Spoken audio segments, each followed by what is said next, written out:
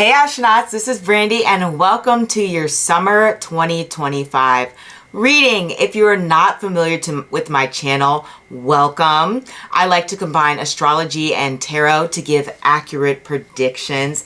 And as I mentioned before, this week we are doing the summer 2025 reading. I love doing seasonal readings as well as monthly readings, so check that out on my channel. Can you believe that summer is here, astronauts? Isn't it just so exciting? So before we get started, I do want to say, feel free to like, comment, and to subscribe and share the videos with your friends, family, or coworkers, or whoever.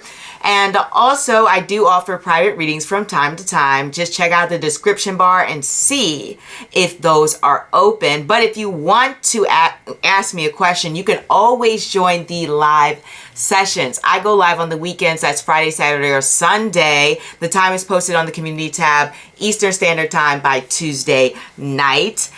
And don't forget, I post a new video every Thursday, so keep on coming back. Now let's get into these piles. We have 5 piles to choose from, and we have pile number 1, pile number 2, pile number 3, pile number 4, and pile number 5. So let's not waste any more time and just sit back, relax, and choose. Hey, pile number 1, let's get started on your summer 2025. We have the 3 of Wands representing you, the 8 of Cups representing finance, the Empress for career, the 6 of Cups for love, and the 3 of Wands for a general card. And I've also pulled a Nakshatra card. I pre-shuffled it. Let's see if we can put that in there. Yes, looks good. And we have our Astro dice, so let's get into that. We have Virgo, Sun, in the 6th house. So, what we have here when we have the Virgo Sun in the 6th house is obviously hard work. If you know any Virgos, you know that they like to plan ahead for their future. They generally have an idea of the direction that they want to go in. Not all, but a lot of them.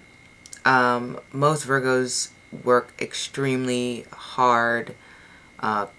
Extremely hard.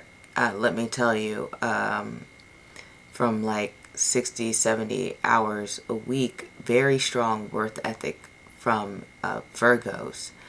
And to be honest, it's kind of showing that more than likely in the summer of 2025, you'll be working very hard. Doesn't look like you're getting all of those vacation days. Not saying you're not getting any, because we do have the Empress for career, and that would indicate, you know, a little bit of time off. But generally, you are grinding away this summer. The Sun in Virgo can also represent having a lot of different streams or revenues of income. As I have seen, a lot of Virgos will generally try to find various different avenues to gain wealth. And it's interesting because I believe even in different studies that I've seen on wealth in astrology, as well as my own research, Virgos do quite well financially. And so to me, it feels as if this summer is like you're stepping your game up in the financial sphere. I will say, you know, the 6th house energy in Virgo, which Virgo naturally rules the 6th house, it does indicate dealing with conflict. And in certain situations, it may be conflict or fighting around you. In other situations, it could be you personally dealing with conflict. or even legal matters. That's quite a strong possibility when we have this energy. This is very much like a focus on anything to do with, you know, pets, rentals, providing a service, or even hiring those who might potentially work for you. Though I will say that's probably more of a rare case because most people don't own businesses. But I do want to throw that out there because that may be a strong theme for you this summer. Maybe you feel like you have a book and you want to hire an illustrator, or you are finding yourself having to eat out more, or you are someone who, when I've seen Virgo energy, especially as they kind of grow older, so this might even be later towards the summer, you may just feel like, hey, I don't feel like cooking. I am, you know, tired of putting in all this work and effort. I just want to have someone cater to me. And that's when we get into this type of wanting to, like I said, eat out more, focus on, you know, catering to yourself, buying lots of little trinkets and things like that. I've seen that a lot with Virgo energy. But generally, this represents having to grind a bit this summer. Not bad. Like I said, Virgo energy is can be really good in the sixth house, especially, and when I say Virgo energy, I'm talking about the sixth house as well, because they're pretty much the same. And this can be focusing on the appearance.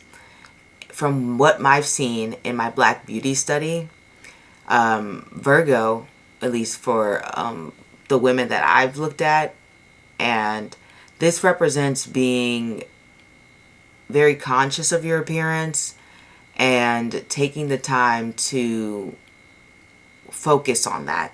And so it can up level your appearance, really. I mean, you could be putting in work to gain weight, gain muscle, lose weight, whatever. I don't think most people want to lose muscle, but but these are the things that it will bring about when we're talking about being in that Virgo sixth house energy. This can also represent dealing with some health matters, whether that's positive, whether that's not so positive, but whatever the case may be, those issues may come up. And I'm talking about physical as well as mental health. However, I will say in the sign of Virgo, it's not the best when it comes to dealing with mental health. That's more of a Pisces thing.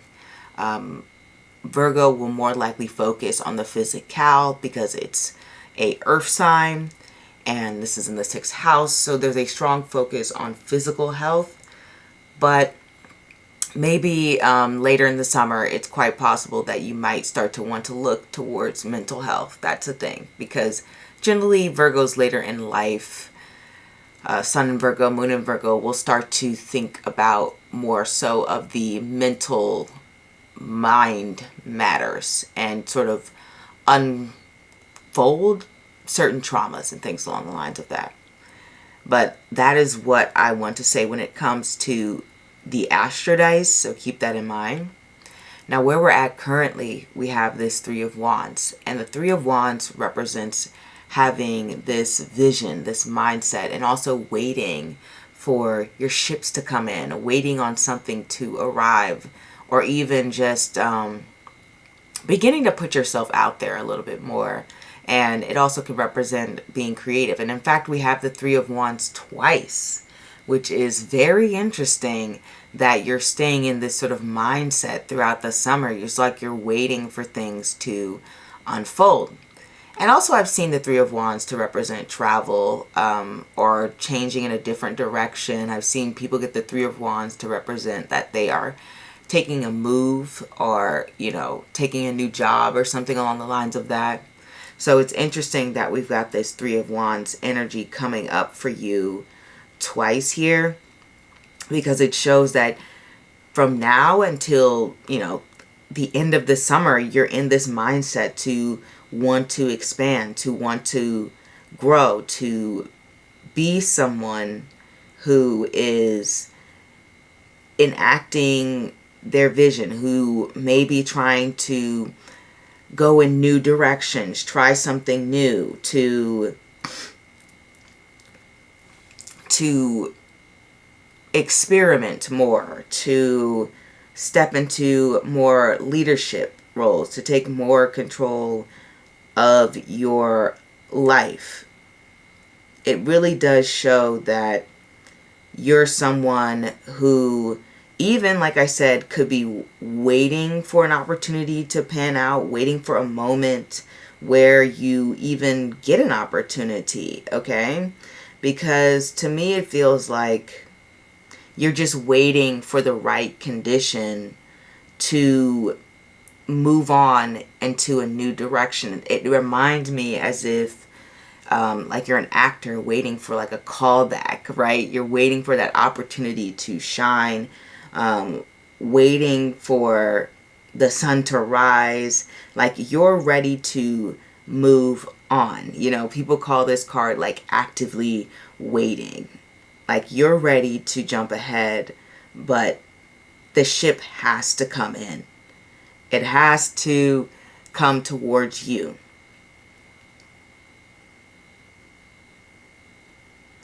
And the thing about the Three of Wands is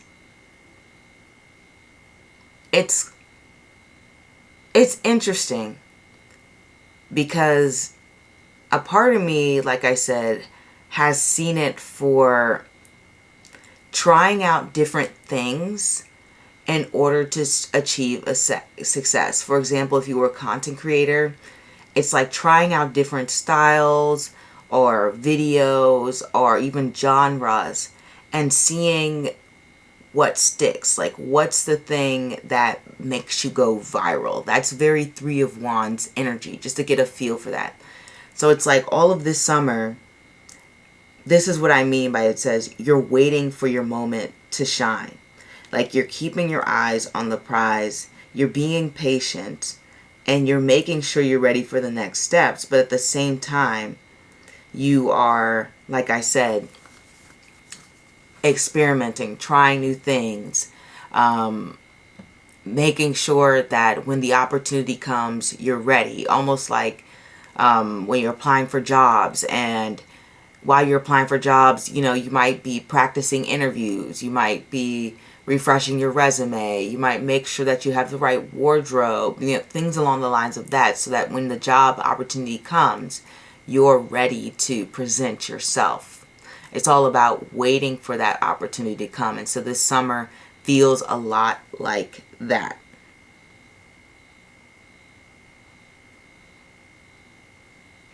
This can also represent, you know, if we're going into a more spiritual realm, that this summer feels a lot like you are making like more accurate predictions, or you feel like a call towards, I guess, honing those, what do you call it? They're not all psychic abilities, but they're all like spiritual abilities. I'll say that. That's something that can be very much in connection with the Three of Wands here.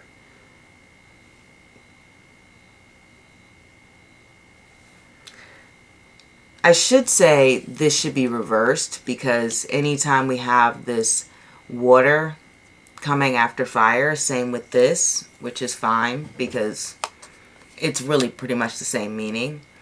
It's going to be the energy a little bit reversed. So I want to say that maybe a message for someone, because normally I reverse it right away at the start of the spread. But since the cards were kind of calling me to interpret things upright, I'm going to give both interpretations, which I usually don't do. But the Eight of Wands upright represents you're trying to move to a new place financially. I think that's what the intention is. And the same with the Three of Wands, you know, upright as well as reverse, which I don't even think I've ever had in a spread, honestly. But really, what I see here is that more than likely, in both scenarios this summer, you're trying new things to see what is going to bring about your vision into reality.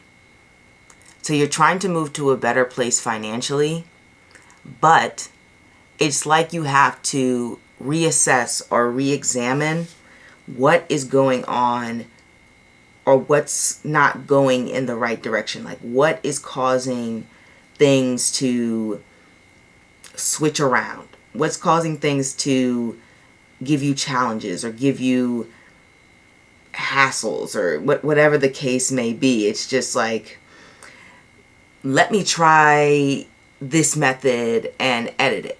For example, with the finances, let's say you were creating a budget and then you recognize that budget's not working. You know, it's not like you can't be fully Eight of Cups upright and move to that better place. You have to go back, re-examine, and rework the system before you can say, okay, that's settled, I can move on. And I don't have to like worry about this aspect until, you know, my financial situation changes, right? Well, this one is kind of showing that you're having to do some reworks financially. There may even be some indecisions when it comes to the financial aspects. But all of these things, like I said, are good. And I should say Sun and Virgo in the 6th house. Virgo is obviously a material house, probably one of the most material houses when it comes to making money. That's a huge thing when it comes to Virgo. Excuse me. And it shows to me that it's shining a light on your financial situation as you're trying to move forward and build more stability for yourself. And so, like I said, this Eight of Cups is like, I can't move on from this situation until I make some fixes, right? Like, I can't go on to X, Y, and Z until I cover this area. For example, another example is like, let's say you're trying to maybe invest in the market or something, or invest in the stock market, whatever, invest in 401k, build your 401k, build to your Roth IRA, whatever the case may be. But let's say you have like 10 grand in credit card debt. Well, you only might make so much money, so you're like, I can't really invest in the market right now until I lower this credit card debt, and then I can start thinking about moving into other areas. And it all depends on somebody's financial situation, but let's say you're in a situation where it's something like that, where you're like, before I can move on to bigger and better things and growing financial wealth and investments, well, I have to pay down this credit card debt before I can move on. And that's very Eight of Cups reversed. It's like, I'm going to make these new fixes so that I can move to this better place. But first, these things need to be covered. These things need to be reassessed. These things need to be looked at. I can't just walk away. I can't just, you know,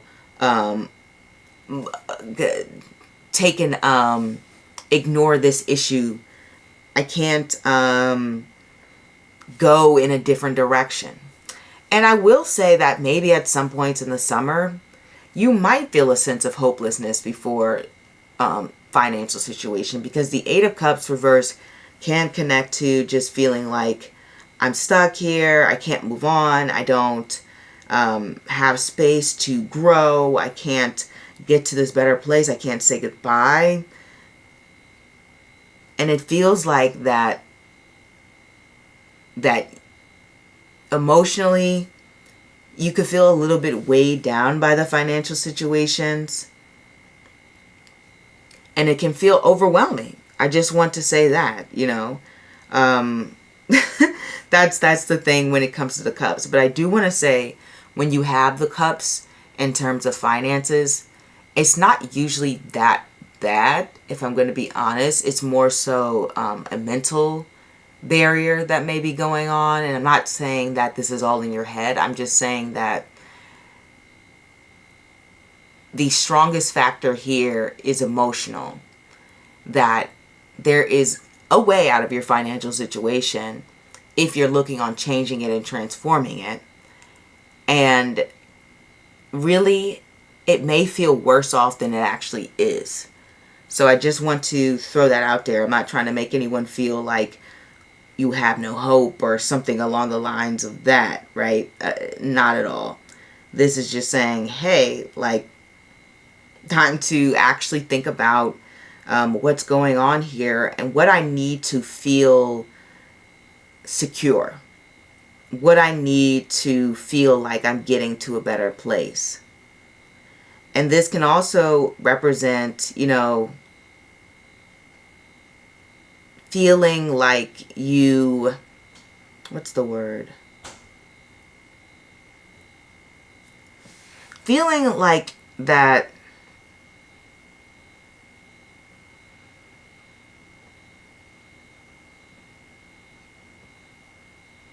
you neglected some areas financially and you want to go back and fix it, and you feel a little bit of guilt towards it. This is what I talk about, the emotional heaviness. It kind of reminds me of, I've seen many videos of people talking about the credit card debt they're in because they have been, when they were younger, made some expenses that weren't the smartest idea, and they look back and they feel just ashamed of their situation. And in reality, you know, having that sense of guilt or shame isn't necessarily useful, but they feel it anyway because they feel that sense of responsibility and accountability towards their actions. But I want to say, if that's something that you go through this summer, don't let that heaviness or weight get to you. Because I really think the Eight of Cups is good because it kind of shows that you are taking actions towards trying to better yourself. And yes, there's a few things that you need to handle, but that's just life, okay? You're taking that finer look when it comes to the financial situation. You're trying to make sure that you go back and cover all your bases and do things in a different way this time before you get to that better place, right? And then in a positive light for some of you, it reminds me of like survivor's guilt in a way, kind of like if some of you are actually doing really good financially, this can feel like, oh, I feel a little bit guilty that I'm moving on to a better place, but the people I know around me are still stuck struggling financially. So that's a positive interpretation of that card. I do want you to know that.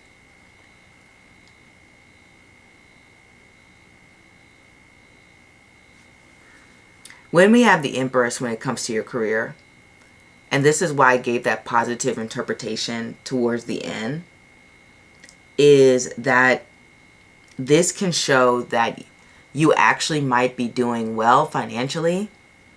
When we have this Empress card here, the Empress is a pretty happy card. She shows a lot of creativity. She's also well supported by those around her. She is someone who's generally happy. She feels like she's in a free space. She is covered in luxury. She's respected. She's revered. You know what I mean? Like, she's the Empress, you know? she is at one with herself, and life is good. Life is good for the Empress. So to me, it feels like when it comes to your career that you're feeling comfortable in your environment. You're feeling like you might even be at a good place in your career. Not to say that you don't have other ambitions, because we do have this Three of Wands here.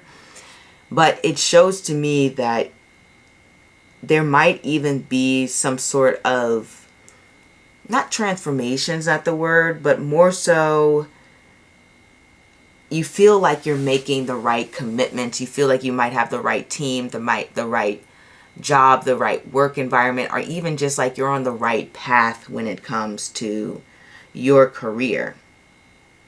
You may feel like you're now in a time period, at least this summer, where you can gain opportunities and abundance, where there's room for growth, there's room for things to blossom, there's support, and there might even feel like some of you may even get like a mentor, someone to help guide you within your career, only because the Empress has pretty much a wide range of people available to her for advice and guidance. And so that's something that I want to mention when it comes to the Emperor's card. And it feels like maybe for some of you, you are working in areas that you are passionate about, because the Emperor definitely connects to things you feel like you can nurture, that you can connect to, that feels like it stirs your heart.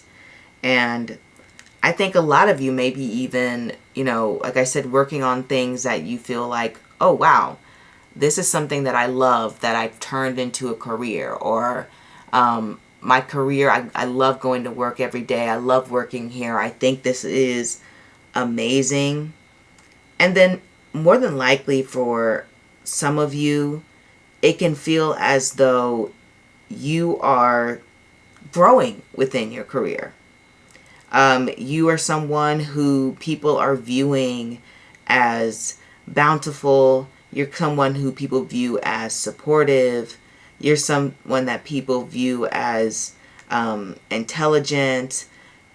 You have a strong sense of ambition, which I think we have covered here a lot with you guys. And it feels as if though, it feels like you may even be like a little bit popular at work, like, or just in general, because sometimes I read this card as a reputation house. And so the Empress is known for her beauty. She's known for her grace. She is known for being very positive. She's known for being creative. She's known for a lot of great attributes. She's known for taking charge in her life. And she's definitely not someone who is slacking in any means. So I want to say that there's a sense of having respect from others.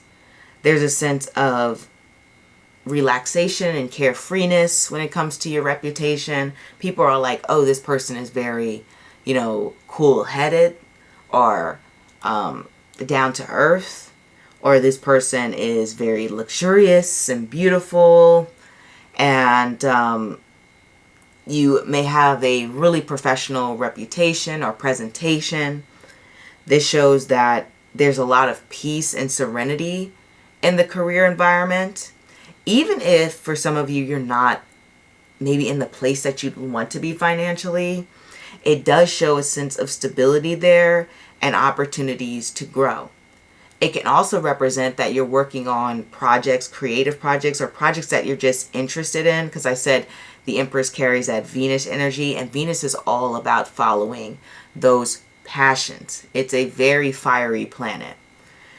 Weirdly enough, fiery, earthly, air signy, I don't know, but it's just like it embodies so much. And to me, it just shows that you feel a strong connection to your career. And like I said, it does bring about, like, for some of you, maybe even some romance in the work environment. For others of you, this can represent, what's the word I was going to say? Oh, it represents like working around a lot of women, or even working in a field in which caters to a lot of women, like a makeup company or something like that. That can be a direct connection when it comes to the Empress. And I do want to say, because the Empress is connected to Venus, there's a sense of duality when it comes to the career factor, where you might even feel as if you are, what's the word? playing a role maybe in the work environment, because sometimes I get this Venusian energy to represent having to code switch in a way. All right, so I just want to say that when it comes to the Empress card, and as well as, like I said, the reputation, generally the Empress is going to bring a very positive reputation towards you. And I also want to say that because I connect this to sort of like confidence and life with the family, I don't know, it just feels a sense of like restlessness. Like you want that environment to change. You want that area of life to transform. You may even feel as though you need to take a more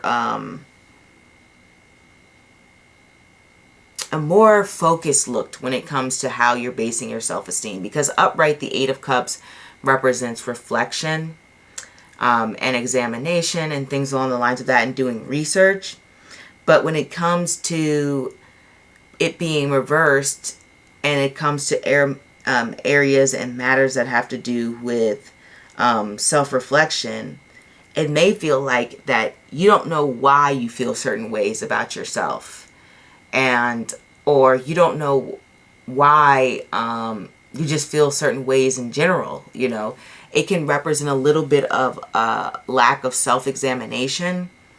And so when you have that and you're just like, you know, why am I mad right now? Or why does that comment upset me? Or why do I think this way? You know, it's just like there may feel like a blockage. Like you may feel a lot of confusion as to why you think and act the way you do, or why you feel good about yourself one day and bad about yourself another day. You know, so it can create, like I said, a little bit of lack of self-awareness on that part, and that's not a diss. We all go through emotional transformations, and to me it feels like you're trying to push towards that, but you're just not sure where to start. All right, so that's exactly what I want to say when it comes to that. Let me move a little bit further along because we're kind of like coming up on time. So when it comes to love, like I said, with the Six of Cups, it definitely represents feeling a sense of support, surrounding yourself in a very familiar environment. So I read the Six of Cups when it comes to love as like things you love, people you love, as well as romantic love. And when it comes to doing things that you love, it kind of represents sticking to what you know, which is actually interesting because the Eight of Cups reverse is very similar feel to that, where it can be like rediscovering passions. And this pile also connects to what you value. And it seems like this summer, you may even be going back to some degree, especially since we have the Three of Wands reverse, and looking at what truly matters to you and what you truly connect with. We have a lot of looking forward to look back, or looking back to look forward kind of energy here, which is interesting. That you are having that reflection moment. I do want to say in tarot, the Hermit card connects to Virgo, and that's the card of examination. And I know I just said that for some of you, this is kind of not sure what makes you feel, you're not sure what makes you think or feel this way. But with these cards overall, it kind of makes me think that you want to know. You want to discover this. You want to understand. And that's why I was talking about how I normally have things reversed right away. But to me, this seems like a message that I didn't reverse it right away. I think Spirit is saying that what I said before, you are looking back to look forward. You're like reassessing things. It's not that you don't want to grow and move on and transform. It's that you have to figure some things out first. And so, like I said, you're looking towards the past. You're looking to, you know, what went right, what went wrong, what made you feel alive, what made you feel happy, what reinvigorated your spirit. So it can be a really deep examination or just a reassessment before you get to that next stage. And so, like I said, it really does represent rediscovering passions, regaining a sense of clarity, making sure that you understand more about yourself, your past, making these connections to who you are now and today and where you would like to go. But I really do feel like this summer, it really just shows that you are doing the things that you always like to do and always like to love, and like going back and actually even doing some old things. Like, let's say you have like an old record player and you're like, oh my gosh, I haven't whipped out these records in forever. Let me go listen to that. I just used to listen to them when I was a kid, and etc. Things along the lines of that. That sense of nostalgia and going back and looking at things. You know, for example, near me in the DMV area, there's a Six Flags that's like closing down. And one thing that I've thought about doing is like going back to that Six Flags that has so many different memories from the past. And that would be doing something from the past and reliving that moment. That would be something I love doing because it would be a fun activity, right? And that's what I mean by like looking towards things from the past and revisiting things and like things along the lines of that. But it does represent generally having support from friends and family, or even connecting with childhood friends. That is also a possibility. And if you're already in a relationship, this kind of just represents same old, same old. Sometimes I get the Six of Cups to represent like ain't nothing changing there. Like it's the same thing. No transformations and things along the lines of that. If we're talking about a new love, then this can represent like, you know, puppy love, having a crush, you know, something really sweet and something really innocent in terms of summer love or romance or something very cutesy. All right. But it does generally represent kindness and generosity when it comes to family, friends, support system, people that you love. I really think I've seen the Six of Cups a lot to represent, you know, being taken care of, because most children can't provide for themselves, and the Six of Cups has those children on it. And so it represents people taking care of you, having people to lean on, having people to care about you.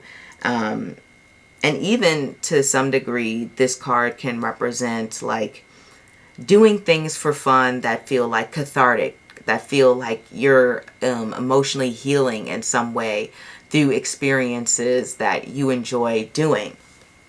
You know, that's a sense of that going on. And then even, as I said, people that you love, this can represent maybe some reunions. You know, maybe some of you are going to reunite with family that you haven't seen in a while this summer. Definitely that is a possible road that this card is representing and going down. I really feel like you guys will have a lot of like reflections when it comes to the past. I feel like this summer is the summer of just like rediscovering yourself. I mean, I don't normally say things like that. I prefer a more practical approach when it comes to reading the cards, but to me this feels like a very internal, emotional summer. A summer of a lot of reflection. Especially since we have that Three of Wands upright and reversed.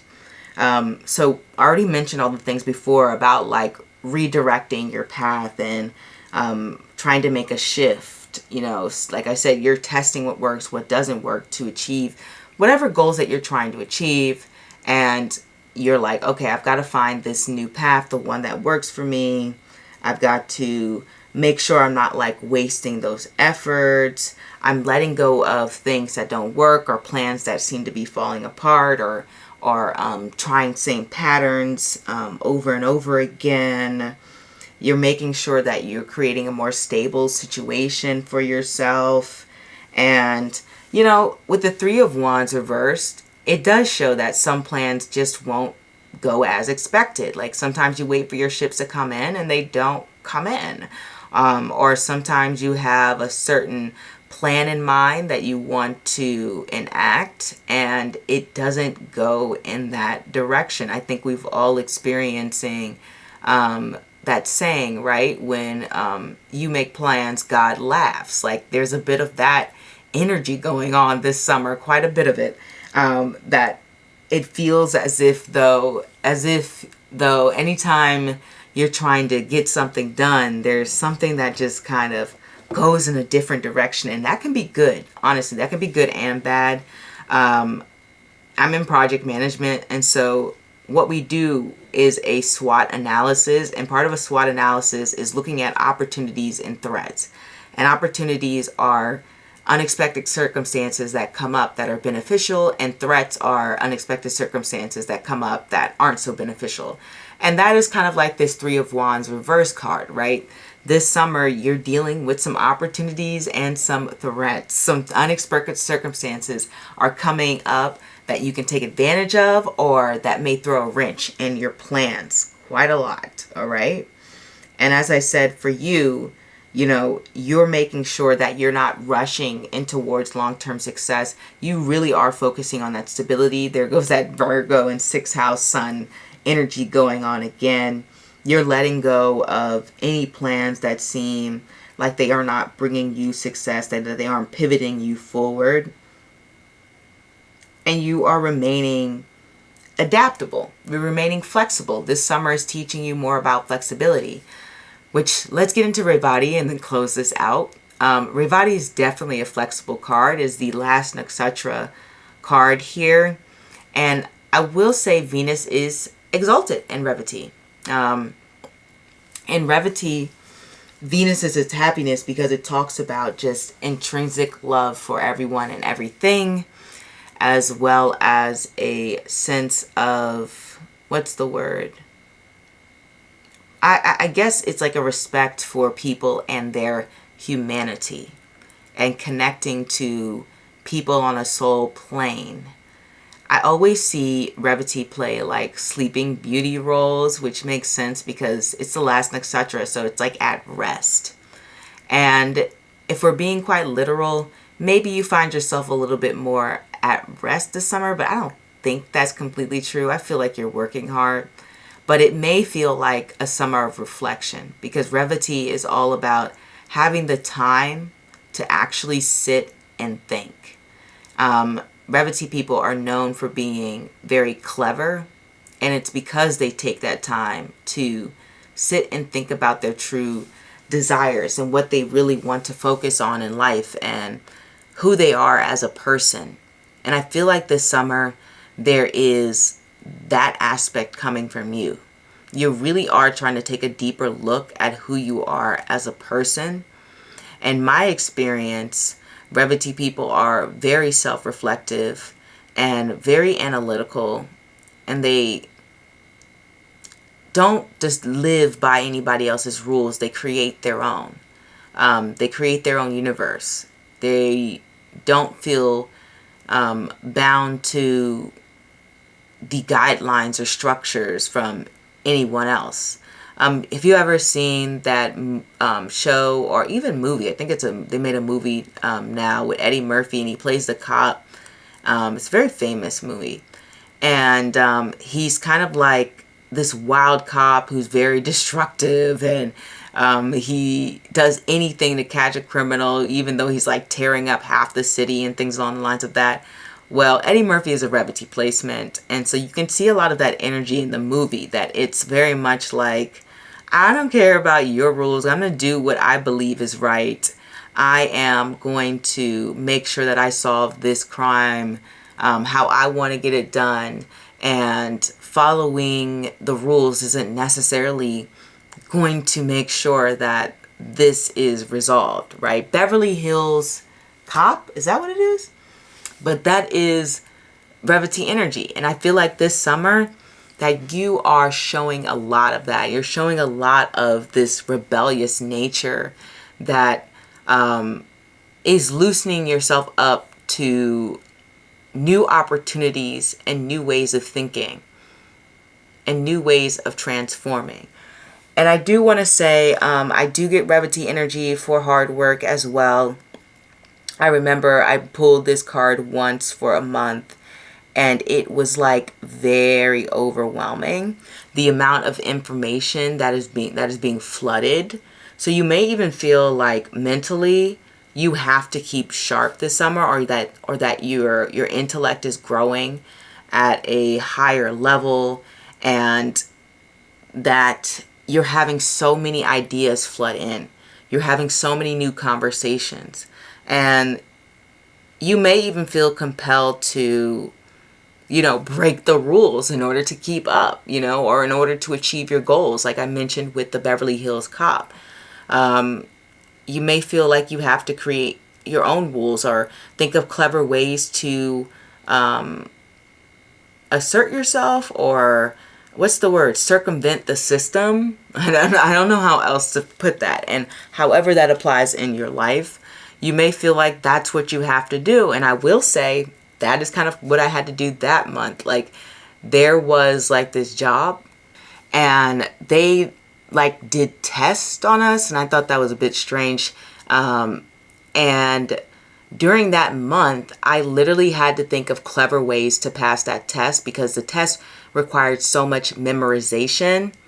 And so I was doing everything possible to anticipate what questions would be asked, listening to other people, writing notes on, my hand, like covering up things. Like it was like I had to basically cheat my way to like keeping this job, and it was so insane. And it wasn't anything like crazy, like I couldn't learn later, but there was just a lot to memorize in a short period, and I was like, oh my goodness, this is insane. So it was just thinking of clever ways to pass it. Other people were like giving me tips, like other waitresses telling me what they had done, and I was like, oh my God, that is so crazy. But yeah, that was a waitress job, and I had to they were testing us, and I've never even heard of a waitress job giving you homework. But it was very funny doing things that way. But that's what it is. It's a lot of hard work, a lot of things of trying to maybe even cheat the system, or, think of clever ways to pass or to get the things that you want. And I really feel like that energy is there. And as I mentioned, Revati does connect to Venus and focusing on beauty, and I see a lot of beauty themed energy when it comes to Revati. And as I mentioned before, my Black Beauty study, Virgo was seen as one of the highly attractive cards. And so you and another pal, I guess, are having a little bit of a glow up this summer, or being seen in a very beautiful light is what I want to say. And I think I'm going to end it there. I do also want to say that, expect the unexpected with Revati, and don't be surprised if there's any sort of job changes or you switch roles. Remember, Venus does represent that duality, and Revati can represent endings and beginnings. So there could be a lot of that summer. But that is what I have for you, pal number one. Hopefully this resonates. If not, feel free to choose a new pal or a new reader. Either way, I'm glad you stopped by. Au revoir. Hey, pal number two. Let's get started on the vibes for summer 2025. Wow, summer is here. Summer is here. So this card represents you now. This one is finances. This is career. This is love life. And this is the overall vibes of the summer. And I've already pre-shuffled the Nakshatra card, so I've chosen one for you. I can lift this up. It's too far ahead. I'll put this like this. There we go. Now we can see it. That is Purva Ashada. And we have our little Astro dice. So let's give that a whirl. We have Moon in the 11th house in Virgo. So Moon in the 11th house in Virgo is quite the interesting placement, because this can give a good amount of abundance that is coming your way in terms of finances. And this can also represent having to build a stronger network or net worth. It's a little bit of both. And it doesn't represent having, it's more so this is more than likely occurring. So especially since we have the moon in the sign of Virgo. And when the moon is in the sign of Virgo, it does represent having a lot of hard work and possibly some mental challenges as well, because the moon doesn't really enjoy being in the sign of Virgo. It's stable, but the moon's a little bit more of a softer energy, and Virgo's kind of the house of competition and fight. That's not to say that you won't win against the competition, because with the moon in Virgo, it can give a very clever mind and somebody who is very studious, as well as someone who knows how to navigate the work environment and use their best attributes. So there's a lot of that going on. But there can also be a lot of competition in the work environment. Or maybe even if you're not competing, more than likely people are competing with you. The good thing about the moon in Virgo is it can represent building friendships or connections through the work environment as well. And we do have that 11th house energy, which is kind of what I was saying with networking. It sounds like to me that you might even be spending more time with friends, or even making more friends, or, building different type of company, or even just working on, if you have some sort of business or a hobby or something, and turning that into something more global and scalable. These are all the things that can happen with these placements. I will say the moon with this 11th house energy can bring a lot of unpredictable events when it comes to friendships, when it comes to dreams coming true or wishes. And so you may even have some surprise moments with friends or acquaintances, or even with maybe some wishes or dreams coming true. It's quite possible that you're working hard for things that you're trying to achieve, and surprisingly, you just might achieve it. So that can be a strong possibility when it comes to the summer. So be on the lookout for a lot of changeability within those areas of your life. As I mentioned, changes in income, changes in even a title, whether that is going from an associate to a manager, or whether that's going from single to relationship, or from relationship to single. That is quite a possibility, especially since we have this 3 of Swords down there when it comes to love. Now let's get into the rest of the piles. I'll start with the love stuff because it was right on the brain. And so when we're talking about love and we get the 3 of Swords, if you're in a relationship, this can definitely represent some heartbreaks within the relationships. Even for some of you, maybe a breakup, but please don't shoot the messenger here, okay? I just know that with the 3 of Swords, sometimes it's moments of betrayal. And that is a strong possibility of the summer. Maybe some summertime sadness might be coming along in terms of the romance area. And it's disappointing that you have to go through this heartache and sadness, but it just may be a part of that vibe for the summer, okay? And for those of you who are single, well, then this can represent feeling a sense of loneliness.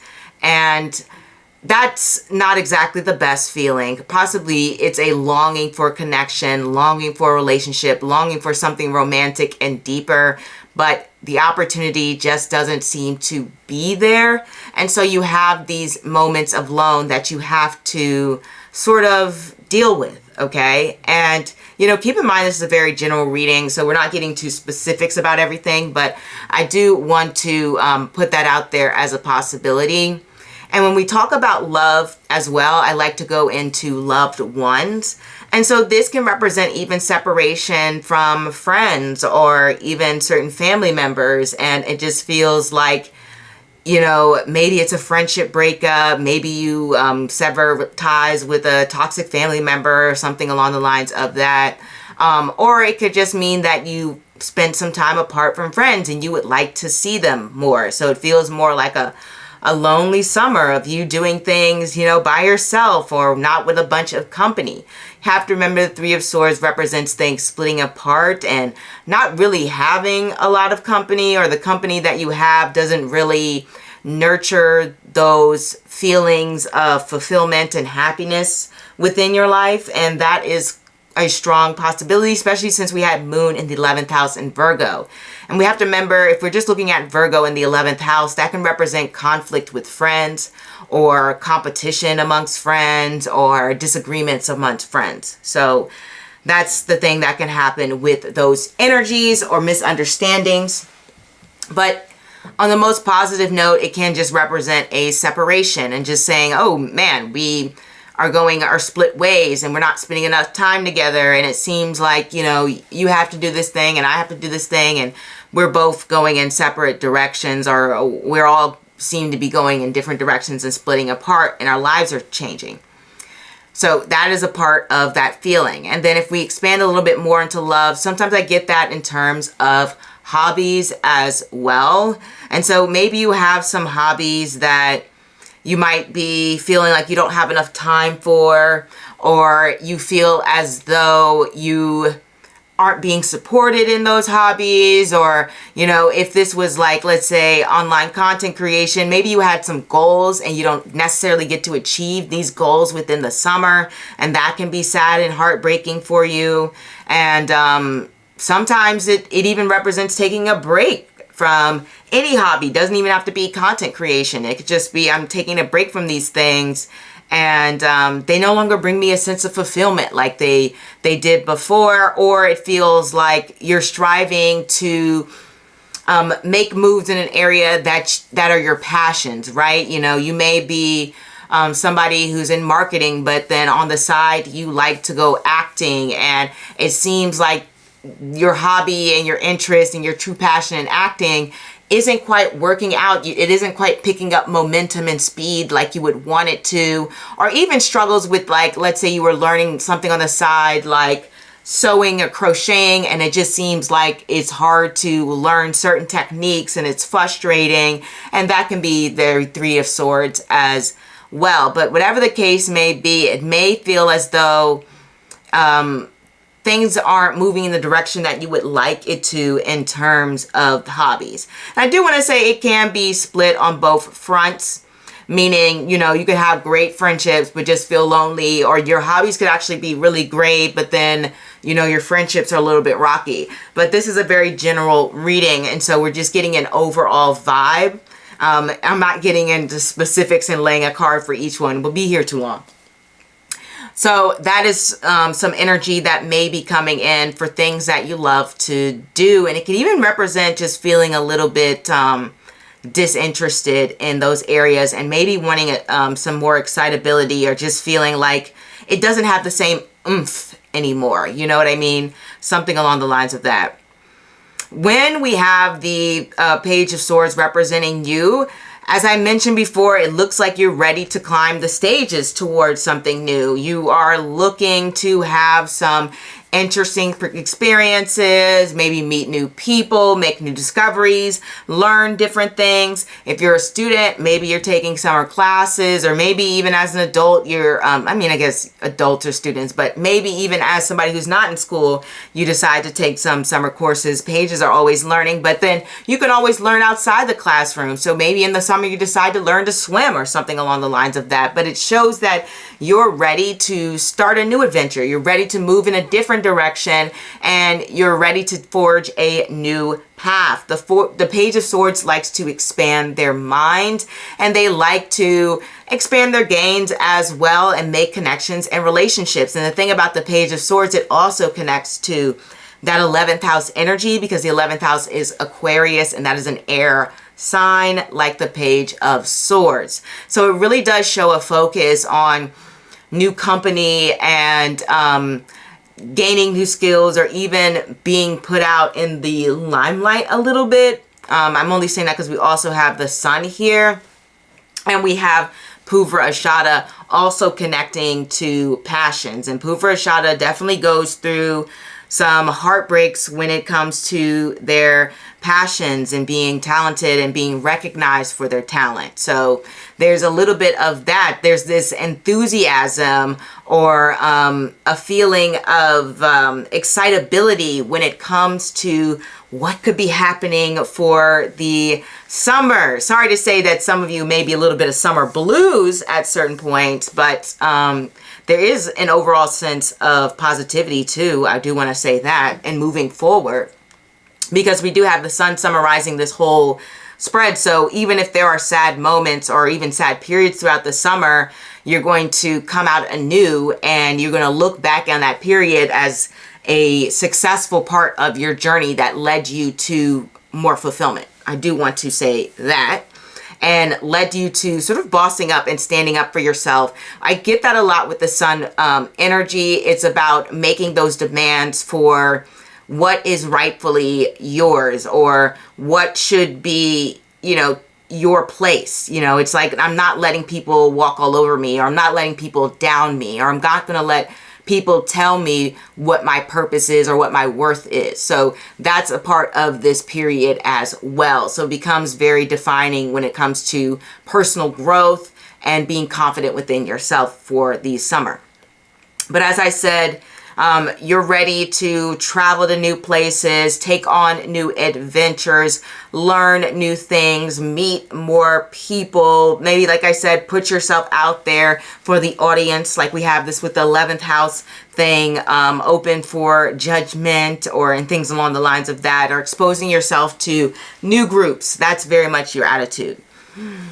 When it comes to the finances, the Hangman's interesting, because the Hangman, I have noticed, doesn't really do bad financially. I know it's associated with Pisces, but with the house of losses. But when I sort of did like my money, billionaire, etc. study, and then I've looked at other astrology studies when it comes to the money, Pisces isn't really bad at collecting money at all. Which makes sense, because it is the house of charity and generosity, and the most charitable people are the people who have the most to give, right? And so to me, it shows, one, you could actually be more charitable when it comes to your finances this summer and offering help to other people. This can also represent finances not moving, meaning like you're not making any strides, any big strides towards any financial gains or leaps or anything like that. You're just kind of like hanging in there, like the Hangman. This can also represent making sacrifices, meaning cutting back on expenses and having to reevaluate what is important to you, which is not surprising given the economy. There's been a lot of turbulence lately. And as I'm feeling it, as I'm filming this, you know, there's talks of like tariffs and things along the lines of that. And who knows where that's going to go. So this can represent buckling down on those matters. The Hangman can also represent sort of letting go, meaning you're just going to let things go as they are and be what they are, meaning you're not going to take a strong rein when it comes to your finances, meaning you're not like checking off every dot, checking every expense. You're not looking through everything. You have to remember, as I said, the Hangman is opposite of Virgo. And so Virgo energy is very meticulous and looking at every single expense and every bill and everything, and adding it up and seeing where they can make budget cuts and having charts and graphs. While the Hangman is just like, well, let's just see where things go. And I have a general idea of things, but I'm not going to be tied down to the details. So it's very loose when it comes to budgeting. It's not even really interested in things like money and material things. And that even can be your mindset when it comes to summer, where you find yourself pulling away from this desire to chase towards gaining materials, and you're more so in a state of pause and kind of sticking to just working your normal jobs. I want to say, like, if we were to get something like a fiery card, like the Page of Wands or Knight of Wands or even Queen of Wands, King of Wands, that would be about looking for new avenues to gain income, to like sort of advertise yourself if you had a business, or like if you have a job, you're kind of like saying, okay, these are the things I'm good at and this is why I deserve a raise and things on the lines of that. So it's kind of like trying to gain more resources. But the Hangman doesn't take an active approach when it comes to resources. They kind of just let things stay where they are. If somebody wants to give me a raise, they can give me a raise. You know, if somebody wants to give me an opportunity to make money, sure, I'll take it. It's very passive. So that is the energy you might even be taking towards finances, and just say, I'm just going to stick to what I'm doing for now. Whether that's like, oh, I have my 2 side hustles and I have my job, and I'm just going to stick to that throughout the summer. I'm not going to try to push towards anything else. That's very much Hangman. And then speaking of passive, the Hangman can represent passive income. And so this can also represent that there is a strong emphasis on making more passive income, whether that's through investment or even through some other source of passive income that you may have. So there may even be a boost in that area. And the reason I say a boost is because we have that moon in the 11th house. And the moon is pretty good about gaining resources and material gains. And that's the only reason I'm choosing to interpret this in a very positive light. And so you may find that you're gaining in the area when it comes to passive income. Quite possibly, if you have any sort of passive income sources, they might be bringing you in more money. And so that might be a reason you're like, I'm not really going to work that hard when it comes to that. And then you might even find yourself like trying to manifest more money towards you or meditate. And then the last thing I want to say with the Hangman when it comes to finances in particular, I do want to expand a little bit more on this position, but I want to say that this can represent, oh my gosh, I just lost my train of thought here. Oh my goodness. Where was I going? It can represent, oh, got it. It can represent thinking and planning ahead when it comes to finances, because the Hangman is all about trying to figure out that next move and looking and taking a new approach when it comes to your finances. It's not necessarily enacting the plan right now, but it can represent just saying, I'm thinking of doing something different when it comes to my finances, because the Hangman is looking at things from a new perspective. And you may even just have a perspective on your financial state in general. Like maybe you thought pretty negatively about your finances and now you're looking at them and you're like, actually, things are doing quite well.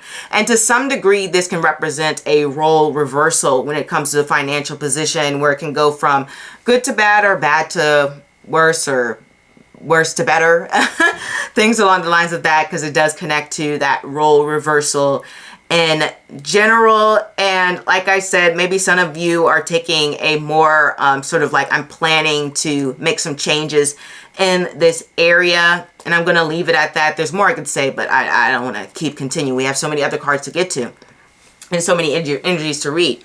I do want to say when it comes to this area, when it comes to like confidence and how you feel about yourself, the Hangman, it really feels more so aligned with themselves spiritually. So you're not really too much focused that much on the physical. I'm not saying not at all, because sometimes the Hangman can represent making like sacrifices in the area of like food and things along the lines of that, where you're like, I'm going to sacrifice eating unhealthy things so that I could have like a better body or something like that, or better health. That's something that can connect to the Hangman in general. But I do want to say the Hangman is more so focused on spiritual matters. And so you may even find that if you're a foodie, you might even be less of a foodie this summer. You know, this is a more so I'm kind of just eating to survive type of vibe, or I'm eating to like accomplish a certain goal that I have in the long run that I'm picturing in my mind. So that can take that sort of place. And as I mentioned with the confidence is more focused on the spiritual realm. And so it's more so like you just feel good about you because you exist and you're aligned with your humanity. And if you feel like you're aligned with your purpose, then you feel good about yourself. And if you feel like you're straying from that, then you won't feel so great about you. But for the most part, it does indicate having some sort of stability when it comes to your self-esteem and just saying, you know, I feel pretty consistently about myself throughout the summer. It's not up and down or left and right. It's just like, I feel good, or I feel okay, or, you know, things along the lines of that. Like I feel confident, which I think it might be more confident because we have the sun here representing your overall feel. And you're just like, I just feel good about me. You know, I feel like I'm at one with my spiritual self. And then we have the Queen of Pentacles for career. What an amazing card to pull, which leads me to believe that even stronger that there may even be some more financial gains, may even just like be something you didn't even really need to push for. Somebody probably maybe just gave it to you, or people were just coming to you making offers. As I mentioned, the passiveness of the Hangman. And the Queen of Pentacles is always somebody who strives to do great in their career. It shows that you have a strong reputation when it comes to your career, and just in general, it can represent a strong reputation. People find you to be down to earth. They find you to be maybe even a little bit luxurious, or even, to be honest, the Queen of Pentacles, I've seen queens and kings to be people who are pretty intimidating. It kind of can create somebody, especially the Queen of Pentacles, because she has a lot of like luxurious material things. It can create a presence in which people may feel like you're somebody very regal in a sense, because I read the career house to represent also reputation. And so people really think there's some element of glamour or regalness to you, or even like they're like, oh, here she's a little bougie, you know what I mean? Like that type of vibe. And then in the work environment, as I said, this can represent gaining more money, or especially it can represent gaining more free time or time at work to just like pause and think. You know, you have certain jobs where you're like, go, go, go. Queen of Pentacles is very slow moving, and so this is very much like I'm planning ahead. There's less of a rush and more of a slow down, and there's a lot of consistency and routineness. So the camera got a little overheated, but as I was going into with this Queen of Pentacles, there is a sense of routine when it comes to your job, a sense of stability, a sense of calm in the work environment. And it also shows that you're taking the lead and you're taking charge. And not only that, but it's almost as you've earned respect, not almost, but people feel like they can respect you for your work. The Queen of Pentacles is really great at what she does. I do want to bounce a little bit back to earlier where I said that the Queen of Pentacles can create this kind of bougie or luxurious appearance and reputation. I find that to be very interesting because we have Purva Ashada, which is that Venus's highest ruled nakshatra. And Venus is all about the bougie, okay? Especially when I see Purva Ashada individuals. They like fancy things, they like expensive things, they like things that are luxurious, they like things that are high quality. And so I find it so interesting that we got this Three of Swords heartbreak, because if you're single and you're kind of lonely, or if you go through some sort of breakup, it's actually kind of funny because people are looking at you to be somebody who is highly desirable, especially when I get into Purva Ashada. Purva Ashada individuals sort of have this reputation to be very, what's the word for it? They're very much in control of their feminine power, which is more so like a sexual sort of power. I mean, maybe I shouldn't call it feminine because it sounds like too maybe sexist in a way, but it's a more soft power. That's the word I want to use. They're more in control of that. And so they have a sort of alluring aura towards them. You can even see movies like Mahalena, or I believe that's what it's called, the Italian sort of film with Monica Bellucci. So she's a Purva Ashada native, and you saw how people just were turning their heads as she walked across the street. That's your vibe this summer. That is your reputation. Like, people are looking at you like you're absolutely gorgeous or you're highly attractive. And so there may be even a bit of that factor when it comes to the intimidation and things. But even if it's not a sort of like physical magnetism, it's still a magnetism and attractiveness that people see within you. And that also populates into the career and sort of work environment where you become somebody who is highly attractable and maybe even sought out after as an employee. Maybe not as strongly, because not many people try to court a queen. But if they do try, then they're going to make some offers towards you that are going to be quite substantial. People don't generally offer crumbs to a queen, you know what I mean? So that's something to keep in mind. So you might even be raising the bar when it comes to your position at work, in your work and in your work environment, meaning maybe you gain some sort of certificate, maybe you gain some new role, maybe you gain some skills that or project experience that people are like, wow, this makes you like a very attractive what's the word I want to say? Not clientele, candidate. That this makes you a very attractive candidate to employers. So this summer, people are sort of looking at you and looking at your resume like, wow, this person is accomplished, okay? So I do want to say there's a lot of positivity in the career space when it comes to being accomplished. And it kind of goes back to what I was saying with that moon in the 11th house, with being somebody who has a strong, you know, positive reputation. Generally, the moon is very much a people pleaser, very complimentary. And so it brings about a positive reputation and the ability to gain a lot of praise from others, especially in the 11th house. And the moon in the 5th house, I believe, and I'm saying the moon in the 5th house because it will be aspecting the 5th house, brings about a lot of recognition as well. And so since it's making some aspects to the 5th house, then there can be a raise in recognition in that way. Now, when it comes to the sun and this Purva Ashada energy, as I said before, it does show a fierceness and an ambition towards success like no other. You're not letting anyone stand in your way when it comes to summer 2025. You are making sure that you get yours. And like I said, even if there's some setbacks in the areas of things that are passion projects for you or things along the lines of that and hobbies, it's okay, because in the long run, I really do feel like this will pay out. Don't get me wrong. The sun card isn't always sunshine and daisies, no pun intended. The sun can definitely represent fights and frustrations and being overstimulated. And so there may be an aspect to that this summer, especially with Purva Ashada. For those specifically who are looking to upskill or up level or even trying to learn something or take some sort of educational pursuits, that can represent a lot of frustrations in those areas. Just because Purva Ashada also connects to the sign of Sagittarius, and the journey that I've seen through Purva Ashada is that there's generally a lot of competitiveness in those areas to remain the best and to be on top.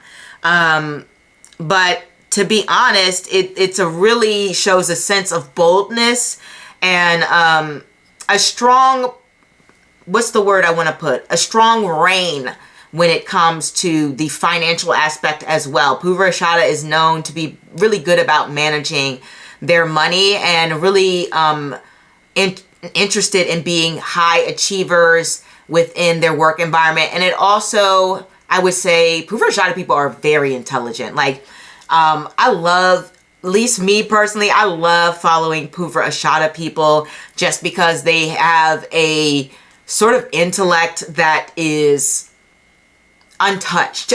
Okay, I'll say that. Like the mind is like a diamond. Okay, and so it kind of shows that people are looking at you with a sense of respect and understanding that your intellect is incredible, and there maybe even be some recognition for that. Maybe not right away in the summer, in the way that you would like it, because sometimes the Three of Swords can represent just feeling like you would rather the circumstance go a different way. And it doesn't necessarily mean that you have lost. It just means that you didn't particularly get your way.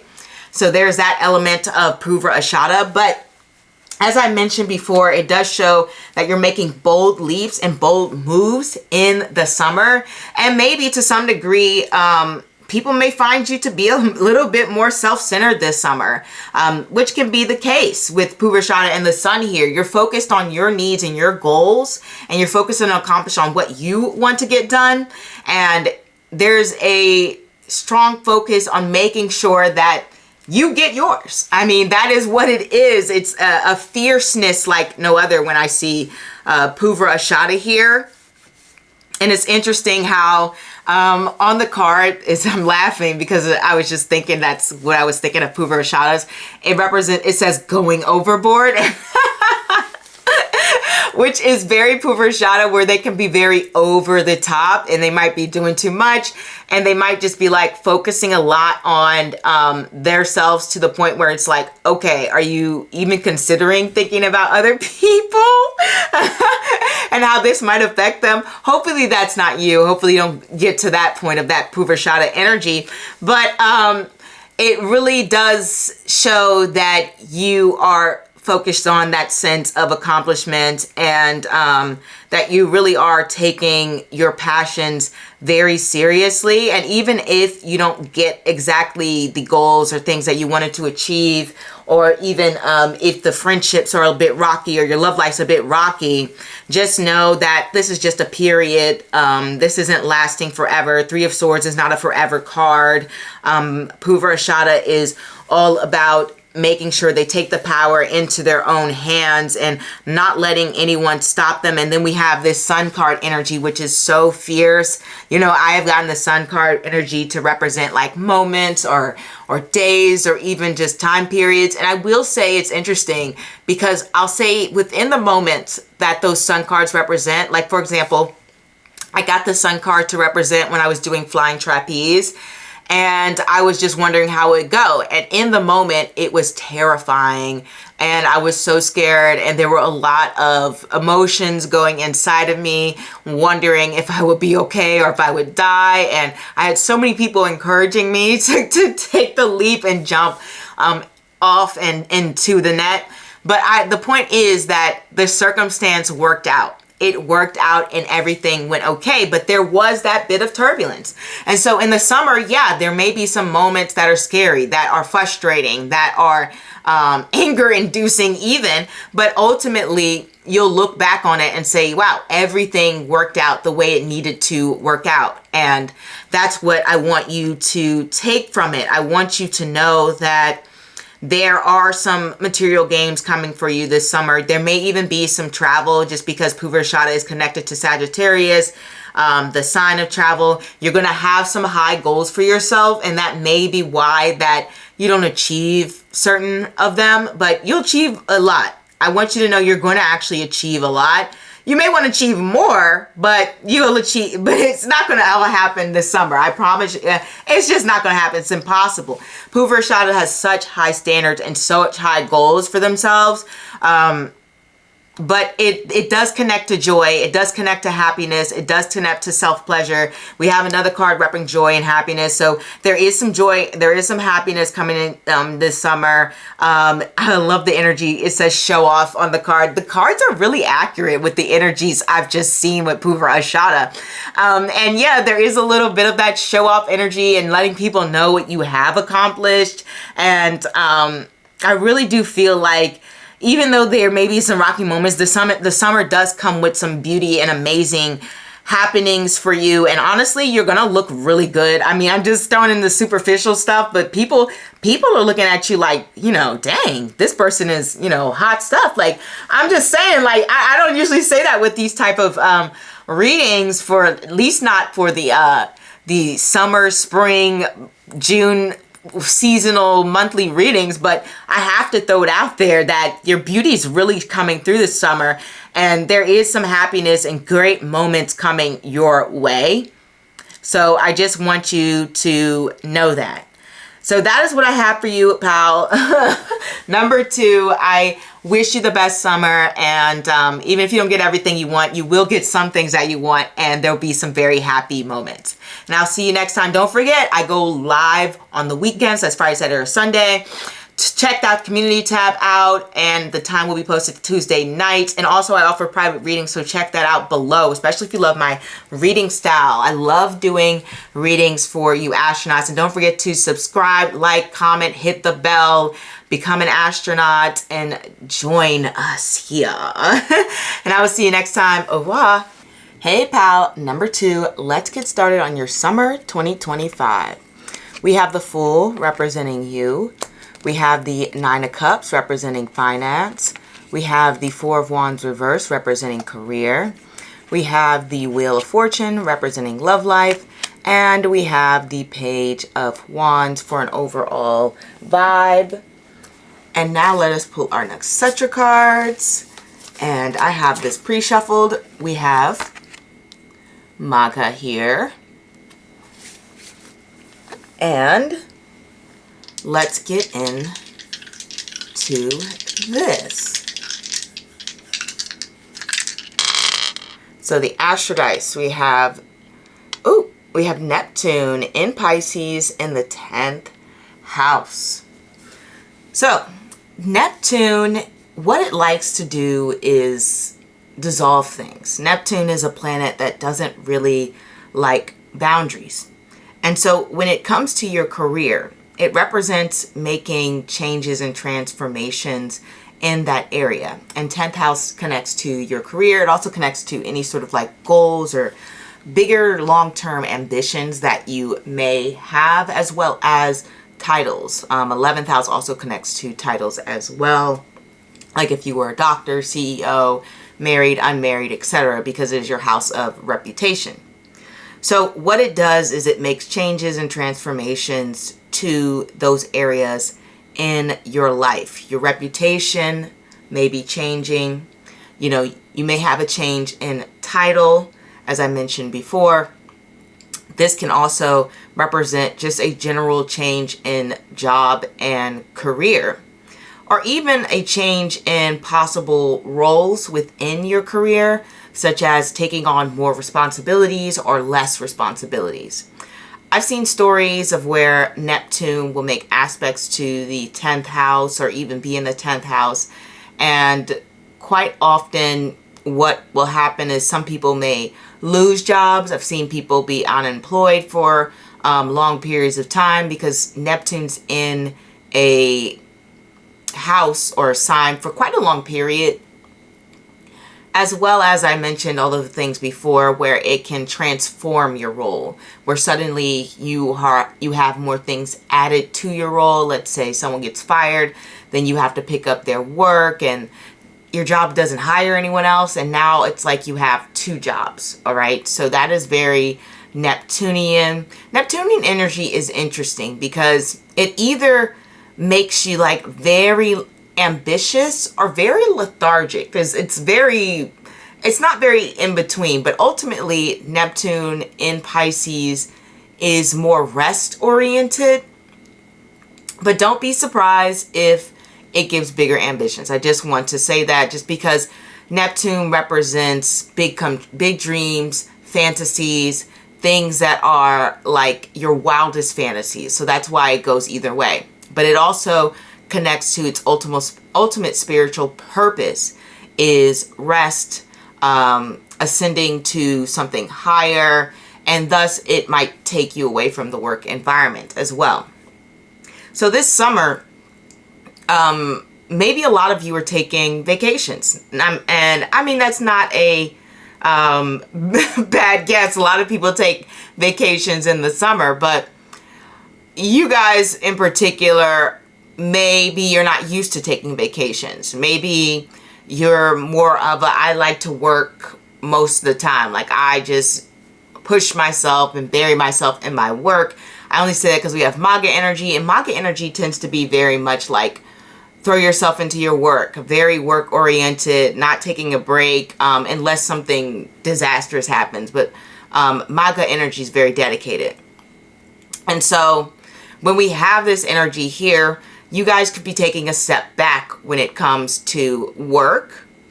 And then I guess for a smaller portion of you, stepping it way up, okay? Just because you want those big dreams to come true. You want that career expansion. You want that career growth.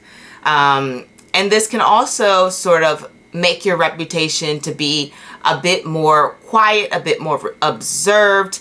Neptune is definitely wild energy, especially in Pisces. It is unprecedented. It represents setting new standards, having a new bar for things. You know, think about how 2020 completely sort of like changed the game and transformed things. That was happening while Neptune was in Pisces, okay? And then it put the whole world at rest. So think about that, right? I mean, and by rest, I mean not, it caused a lot of people to lose a lot of jobs or to have to stay at home and things along the lines of that. So it made the whole world slow down with Neptune and Pisces energy. So that's the type of energy and things that you may expect from your career. People may feel as though you appear a little bit more glamorous, or it's quite interesting because it has these extreme opposites as a lot of sign placements do. So at the same time, it can give a very undone look. I don't know how to explain it. It's not in between. I'll say that. There's no in between when it comes to sort of Neptune energy. It does kind of represent a little bit of extremes. And so this can be like, yeah, I haven't got my hair done in 3 months, or I'm dressing more casual, or quite the opposite. I am working on my physical form, and I am wearing makeup, and I am making sure my hair looks good. I'm making sure that I wear the most extravagant colognes and perfumes and things along the lines of that. So that's what it can do when it comes to being in this 10th house energy for the summer. That's likely to be your vibe for the summer. Floating between those two extremes, saying, you know, maybe on the weekends I'm extremely dressed down. I'm always wearing sweatpants. You won't catch me dressed up. And then work, I come in full presentation. I step it up. I make sure I look my best, no hair out of place. Like, that is very much the vibes for the summer.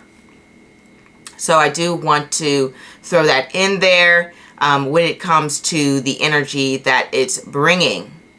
It also can change your reputation in terms of what you may require for work, or the roles that you take on, or even switches and changes to your roles.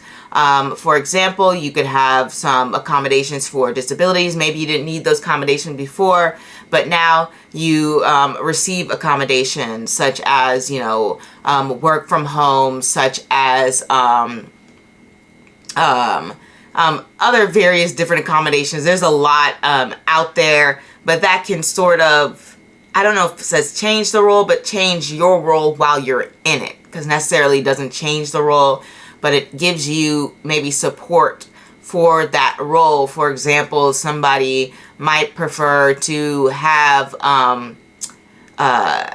electronic instructions and stuff like that. So now there's some edits in the role where you get electronic instructions from your boss. This can also be like, okay, I need a quiet space at work. That would be a change in sort of like an accommodation for the role. So this is what the energies of this Neptune in the 10th house in Pisces can do. It can provide that support, especially if it's a mental health support. I'm being very specific, but I'm just trying to give examples to show you what this energy can do. It's definitely different for everyone, and to some degree, you know, this is a more extreme, but it can make your reputation to be sort of more like psychic, or more so like very free, very much like a hippie type of energy, because that's Neptune's energy. And also it can give like, oh, this person's a little bit, you know, quirky, or they're a little bit eccentric, and things along the lines of that when it comes to Neptune energy. But generally what I've seen is it kind of just gives a more shadow reputation, meaning like you're more in the background and less in the foreground. Okay, so that's what I want to say. When it comes to the Fool and where you currently are now, wow, talk about a new beginning. The Fool's energy is so excitable. The Fool's energy is so unpredictable. It's interesting if you look at the history of the tarot cards, where the Fool was called basically the crazy one, right? Because the behavior was so out there, right? So people may feel as though you are unpredictable in a way. And if this is just you in general, the energy that you're embodying, because this can be like that for some of you, it just represents that you're willing to try something new, that you're ready to go in a different direction, that you are looking for more freedom, you're searching for more happiness, you're trying to learn more, you're trying to go in a direction that you have never gone in before. You don't want to stay stuck. You're ready to shake things up, essentially. That is what you are here for right now. That is your current energy as you pull and go in towards the summer. You're ready to set out on new adventures, maybe even new personal projects or actual projects that may be given to you or that you volunteered for at work. But the Fool's energy just represents, wanting that change, wanting that transformation, looking ahead, looking at all the possibilities as you move forward. And then if we're talking very literal, then the Fool just represents that you want to travel, you want to get out there, you're ready to make some moves, you're ready to go. You possibly already have these travel plans set in place, or maybe you're even planning for them right now. But I do want to say that it is the embodiment of tackling something foreign to you, tackling things that you're unfamiliar with. That's essentially where you're at. You're ready to dive into the unknown. You want new adventures. You want a new environment. You want a new pace. Maybe you even want a new you, because sometimes we focus on transforming ourselves, but that is the current energy that you are in. You're expanding your world right now, or you're ready to expand your world. And if we jump into the finances, backpacking off the Fool here, it sounds like your financial situation is ideal, to be honest. It sounds like you have everything set to go when it comes to supporting your adventures as you go out into the world and try new things and go new places and meet new people and have different experiences. You may have created a great sort of abode for yourself, a great sort of safety net. The Nine of Cups, when it comes to financial situations, is obviously a dream come true. You feel like you're set. You feel very comfortable. Look at this person on the bench. They are very relaxed. They feel like they have it all. They feel confident in where they are. They feel satisfied. So it shows a lot of satisfaction in the areas of finances as we move through the summer. It shows that even possible, even if things are rough right now, maybe throughout the summer you find yourself, getting a bonus or even taking control of your financial situation, because we have the Nine of Cups. And the Nine of Cups represents that personal happiness and personal fulfillment. So this represents your own efforts. And so when we have that energy, it can represent, for some of you, even if you don't get that boost in finances or that new job or some sort of other stream of income, or, what am I thinking of right now? Inheritance or whatever, or winning the lottery, whatever. But even if you don't get that financial boost, this can represent taking control of your financial situation. When we have this Nine of Cups energy, it shows that you're trying to make sure that your spending is to your liking. Your saving is to your liking. Your spending is to your liking. Your investing to your liking. It's something that you can feel comfortable with. It's no longer being out of control when it comes to the financial areas. It represents having a great amount of abundance and no worries here when it comes to the finances. So that's why I said these good things can be coming in, or you could be taking control of the reins and say, okay, I finally got a handle on things, and it sounds like we are good. It sounds like I am in a good place to actually enjoy my life here, because that is what the Nine of Cups is all about. Having a sense of enjoyment for your life, being able to pay for the things that you want to, being able to afford the things that you want to, being able to use your money for satisfaction. And it's interesting that we have the Nine of Cups in this position, because I also read this as like if this were the second house in astrology, which is things that you basically consume and put into your body. And so this can represent, basically, party time, eating good food, having good drinks, spending time with people that you care about. Though I will say the Nine of Cups isn't always the party card, but it can represent kind of like having those fulfilling moments with people that you enjoy. But it is my food card. And so that makes me think that you're spending a good amount of your money possibly on food or having delicious meals, or like I said, things that you consume, anything that you consume, whether that be, you know, substances that are legal or not legal, you know, whatever the case may be, it represents putting things in your body that makes you feel good, that highlights those senses, especially the taste buds. It feels like that you are enjoying yourself in that area and life in particular. And it really wouldn't be surprising given that we have the Fool and the Nine of Cups. So this can represent trying out new places to eat, consume things, etc., and things that tickle your taste buds. So I do want to throw that in, that there are some delicious things to be consuming through the summer. And what I love about this card here too is because I also read it as self-esteem, and it shows a sense of satisfaction in yourself. You are validating yourself. You feel good within yourself. This is not about relying on external validation. Are people complimenting me enough? Are people, do they think I'm beautiful? Do they think I'm X, Y, and Z? None of that is going on. It's like, I feel beautiful. I feel great. I feel happy. I feel comfortable. And I think I'm the ish. That's very much Nine of Cups. It's like, I don't care what you guys think. I think I'm incredible. And so the self-esteem is pretty good this summer, or it's going to get to a place where you start to feel really great about yourself. And I love to see that for you, pal number 2.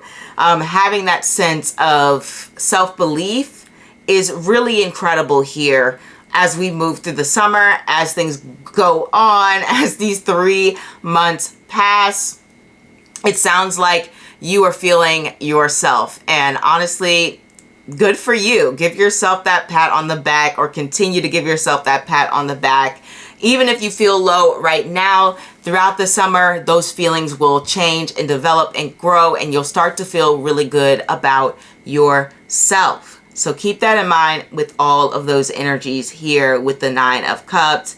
And like I said, it is that wish fulfillment card. So possibly, since this represents things you own, if you have been saving up for something in particular, or if you wanted to try some experience or buy something new, etc., this represents being able to actually get this thing that you have been desiring for so long, right? Dream come true experience, and all of that. The career is interesting because we have this Four of Wands reversed because it's following this cup energy. And to me, this feels as though it's kind of like this feeling of crashing the party, right? Rain on your wedding day, uninvited guests, things along the lines of that when we come to this Four of Wands reverse energy. And so it feels as though maybe there are some things that are going not according to plan when it comes to your career. And it is quite possible that it is either external, meaning something that you really can't control, meaning, you know, your job hires someone, you have to work with them, and you're like, oh man, this person is not ideal in terms of wanting to work with them. But it's not like the Five of Wands, so it doesn't show like major beef, but it does show a sense of this is not really what I would like to happen when it comes to the Four of Wands. And then also when it's reversed in this position like that, it can represent celebrating others rather than celebrating yourself. Normally when I get it upright, it's sort of like a personal celebration or things that are happening that are victories for you. But when it's a reverse like this, it can represent, you know, other people being celebrated within your work and you congratulating them. And that can be for multiple different reasons. Perhaps, you know, someone at work gets pregnant or gets engaged, and you're like, oh, congratulations. And it feels like every other week, you know, somebody's getting married, engaged, or whatever, things along the lines of that. And so you find yourself having to celebrate others, right? Celebrate other people's wins. And then, as I mentioned before, maybe you're working with someone that you're like, oh, I'd rather not work with this person. That's not really what I'm looking for. And I'd rather, you know, work with this other person, but now you've got to work with this person, you know.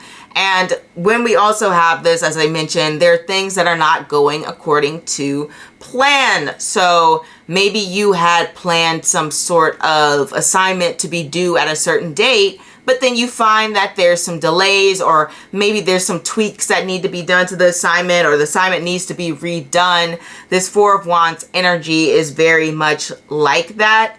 If you have those sort of assignments, if you're dealing sort of heavily with customers and things along the lines of that, it's not like things are bad, but it's more so that you may find that people are complaining about something that is really not that major when it comes to things not going their way or something along the lines of that.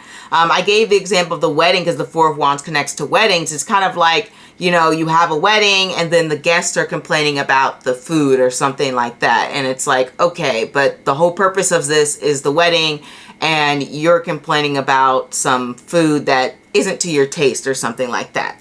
So it gives that kind of energy here where there are some complaints about things that just really don't matter in the grand scheme of things, or don't really connect to the overall big picture of the matter. And maybe you have some of those complaints, you know, it happens, right? We're all human. We go to work, we complain about the coffee. Let's say this is a high paying job. Let's say this job pays me $200K a year, and I have to come to work and I'm like, oh, this coffee is terrible at work. Can they ever replace the coffee? Or, oh my God, this, you know, the elevator's not working. I've got to go up the stairs 2 floors or something like that. But you're still making good money. You still like the people you work with. And it's these sort of like smaller things that are causing things to fall apart. And then also, when we have the Four of Wands, this can also represent, you know, not being properly celebrated if we go into things that are a little bit less pleasant. But it can represent not being properly celebrated for your wins and your victories and the things that you might have accomplished in a sense. And it feels as though maybe you're even sharing the congratulations. Maybe you worked more heavily on some project than another person, but you both are equally congratulated. And it's like, that doesn't really seem fair. Like, this person didn't really do that much. I kind of put in most of the work, and I'm not being appreciated to the level that I should be appreciated in. So the work environment becomes a little bit like that, where, you know, as I said, you may not be properly celebrated, or the congratulations kind of goes more to the group rather than being singled out for having that energy, for having that, having put into that work and that commitment too, as well. And then speaking of commitment, the Four of Wands upright obviously represents making a commitment. And when we have it in this reverse position here, it can be winding back those commitments. It can feel like either A, to the extreme, you're like, hey, I want that new job, that Neptune and Pisces energy. Like, I'm no longer committed to this job. I'm no longer committed to getting this work done. I'm kind of over it a little bit. I would like to leave. But Four of Wands reverse isn't necessarily like I'm getting ready to leave now. But it could be like, hey, I'm looking at other options here. I'm not necessarily fully all in when it comes to this job. So that's one of the interpretations here. And then Four of Wands reverse can also represent, as I said, scaling back the commitment. So you're scaling back the work, aligning with this Neptune in 10th house energy. When it comes to your love life overall, it looks like things are changing and developing. Generally, when I get the Wheel of Fortune, it represents developing in a positive direction for the most part. When we look at Jupiter's energy here, it is the great benefic. And so for me, it feels like when your love life is finally turning, like the wheels of fortune are turning. And this can represent, you know, if you have gone through some trials and tribulation, things are going in a different direction, and more likely you are, you know, healing any sort of relationship that you're in, resolving conflicts, making sure that you and your partner are on the same page. And if you're single, this can represent, okay, I finally feel like I'm meeting people, I'm meeting different people, I am making sure that I am putting myself out there a little bit more, or I meet someone and I make a connection with, okay? But whatever the case may be, generally the Wheel of Fortune just represents having that change, having that transformation, going in a different direction than you've previously gone in before. You know, I just recently got the Wheel of Fortune to represent the work environment, and that has completely, well, not completely shifted, but there have been some shifts, okay? There is more organization, there is more clear communication, and these were positive shifts in the work environment. Now, when it comes to love, it can be representing that same thing where you have clearer communication, and it feels like you two are both aligned to your initiatives. And like I said, if you're single, it can represent meeting people who are more sort of professional or have a great amount of wisdom or worldly experience in that way. And it feels like you're meeting people maybe of a certain caliber. That is very Jupiterian energy as well. And then also, if you feel like maybe you haven't had the options that you would like, well, then this is changing and transforming and going into different options.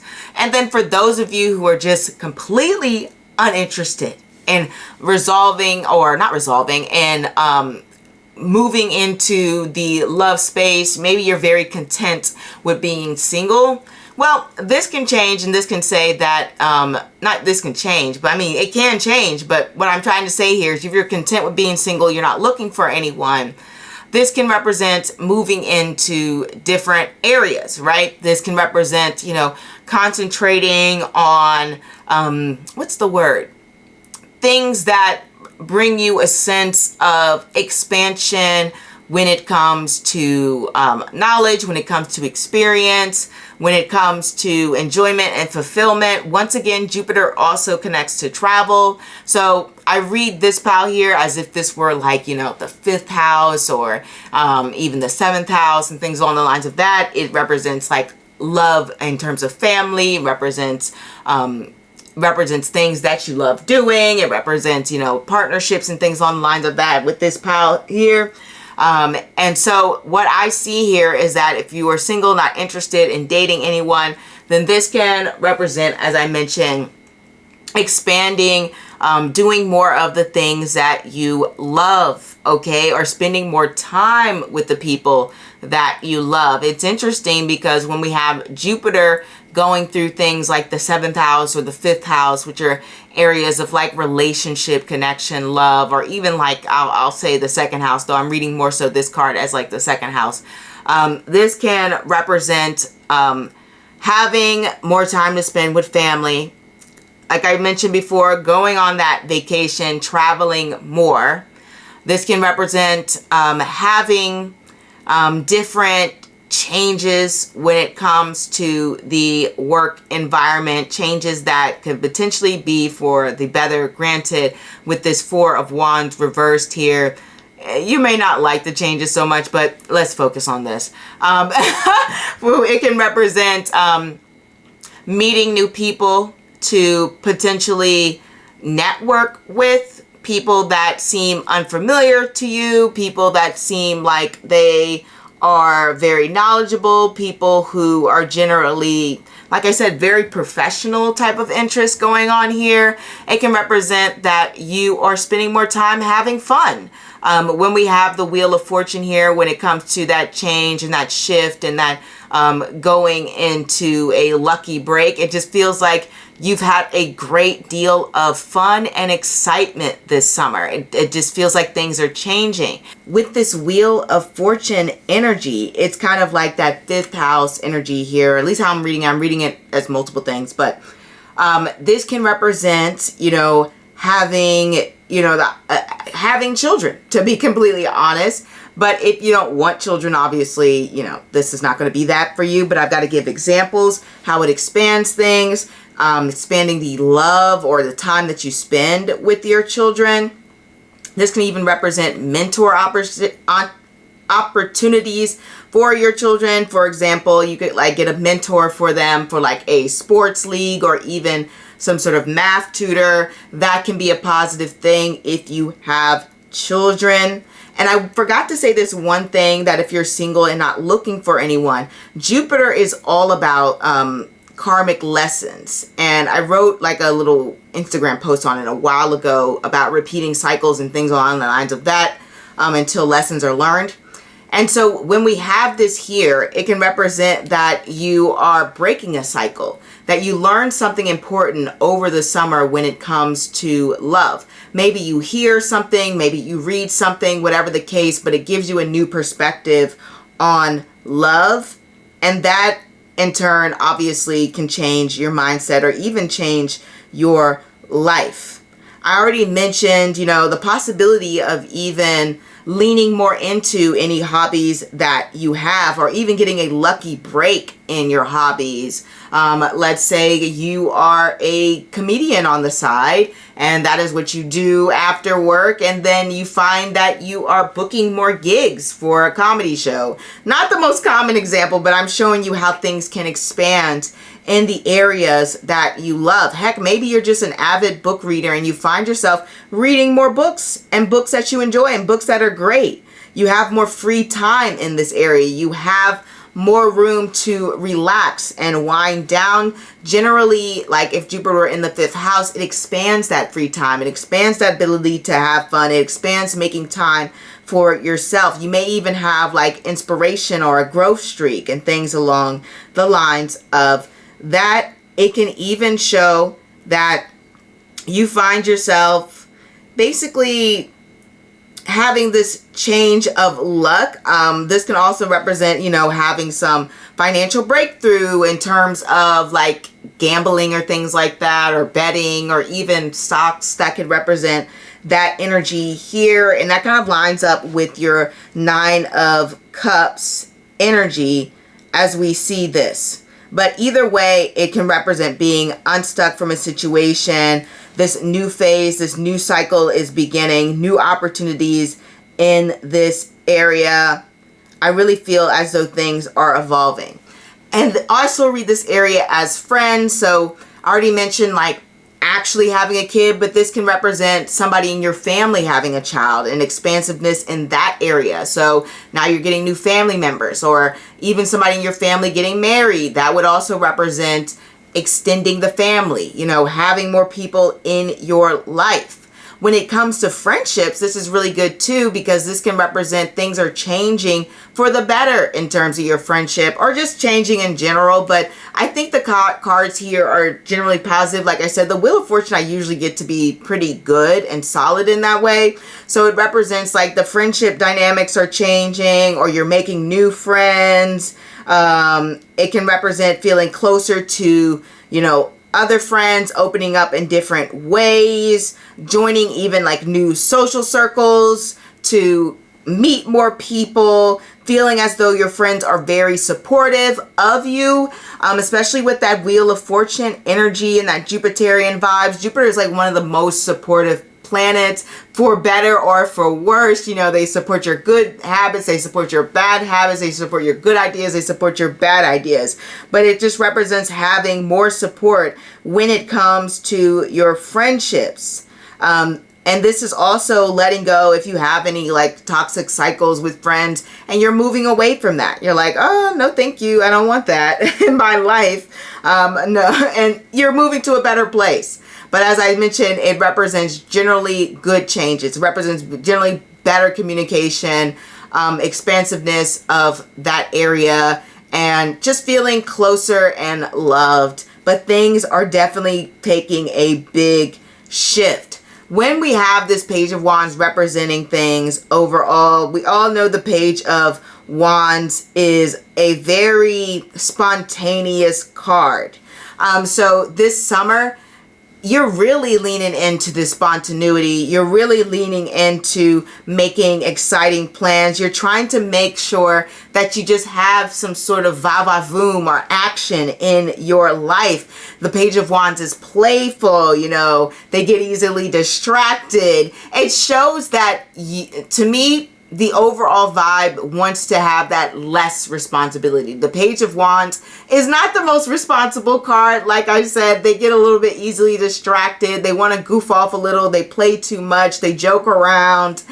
So to me, it feels like this is a summer of play. This is a summer of adventure. This is a summer of leaning into new experience and ideas, and even taking maybe a spontaneous trip or having a spontaneous experience. It's like, hey, we noticed that this has like some sort of interesting coffee shop we're walking by. Let's just go in and try the coffee, right? So it's very much the spontaneous energy going on here. I really feel as though you are feeling this energetic spark as we go into the summer. I will say though, with the Page of Wands, they can be a little reckless, and so you may make some decisions that are not the best. Keep in mind, the full energy can be very like erratic, or just feel like they're diving into something, and whether that's good or bad, the Fool doesn't know. They completely have no idea. So some of your ideas may not all be hits, but it shows that you are willing to go for it anyway, all right? It shows that you're willing to take some risk, even if all the risks aren't great ideas, or if you don't even think things through. The Page of Wands can be very impulsive in that manner, but it does show a sense of independence. It shows that you are someone who is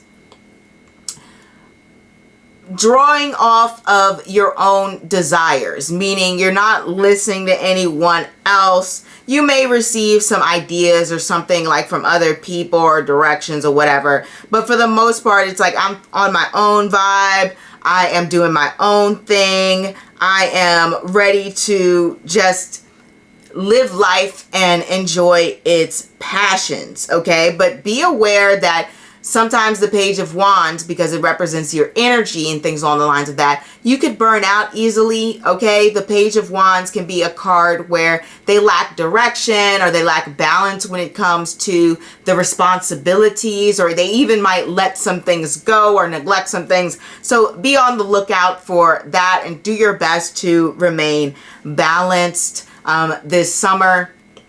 But it does seem like you are just kind of like going for it. To some degree, the Page of Wands can even represent some gossip or potential drama and things along the lines of that. Though I will say I get that more for Swords. But like I said, the Page of Wands is very rowdy energy, very headstrong. And so, yes, there is potential disagreements there with the Page of Wands, and the Page of Wands and the Knight of Wands kind of remind me of like rebellious teenagers or children. It's just like, I want to do things my way, and I don't necessarily have a really great reason for it, or there may even be a better way for it, but I just want to do things my way, right? And that's kind of like the energy as we move for the summer. Like as the summer develops, you're like, no, I gotta do my own thing. I've got to try new things. I'm taking on a fresh perspective. There's some interesting surprises more than likely coming on. I'm discovering new things. It doesn't show a lot of planning ahead. You know, as I mentioned, the Page of Wands isn't the best planner. They're not the best person to say, okay, we got to do this thing, then this thing, then this thing. And that's why, you know, they tend to lead to burnout and things along the lines of that. So there's a lot of impulsivity as the summer is going on, this 2025 energy. And I think it lines up pretty good with Maga. Maga is in the sign of Leo. So lots and lots of fire sign energy, lots of more fifth house energy here. As I mentioned, that expansion of fun, that expansion of good times. But also there does seem to be, it's interesting. It's like you guys are leaning more into the alternative side of Maga, which is like taking a more going against the grain societal approach here. Having a fresh new perspective and innovation. As I've seen, you know, Maga creators lean more into basically finding an avenue for themselves. I said creators, I meant Maga people leaning into finding avenue for themselves, finding their own lane, meaning they are taking on roles or they're doing things that aren't necessarily the norm, okay? That's very K2 energy with Maga, and K2 is the ruler of this nakshatra. So K2 wants to ascend spiritually, and so K2 doesn't like to work, okay? K2 is one of those spiritual entities that rejects sort of like the material world, which kind of makes sense when we have this Four of Wands reverse, as I said, pulling away from the commitments. But it's very interesting. There are different sides to Maga, because you can get the workaholic side, but then you can also get the very much like, you know, I'm away from society. Like I've seen quite a few Maga like cult leaders and things along the lines of that. Very much like, oh, I'm into fitness or something, and then they create like a fitness channel. Instead of getting like a normal 9-to-5, they're like, oh, I'm gonna become an influencer or something like that. And that's what I mean by taking different avenues. I'm thinking more career, but it can be in different areas as well. When it comes to life, I've seen Maga people, you know, the traditional path is like graduate high school, go to college, get a family, etc. There might be Maga people who say, I don't want to go to college, you know, I'd rather do something different. And they end up working a lot of different odd jobs, or they're like, oh, I want to be an actor, or, you know, I want to do something else that interests me, or something along the lines of that. I've seen Maga people sort of represent saying, you know, I kind of want to live this alternative lifestyle, like, or a lifestyle of the rich and the famous. We do get K2 placements to connect to marrying rich a lot. And I definitely have seen that connection right now in the news. Unfortunately, there is the tragic case of Cassidy and Diddy. And Cassie is a Sun and Maga placement.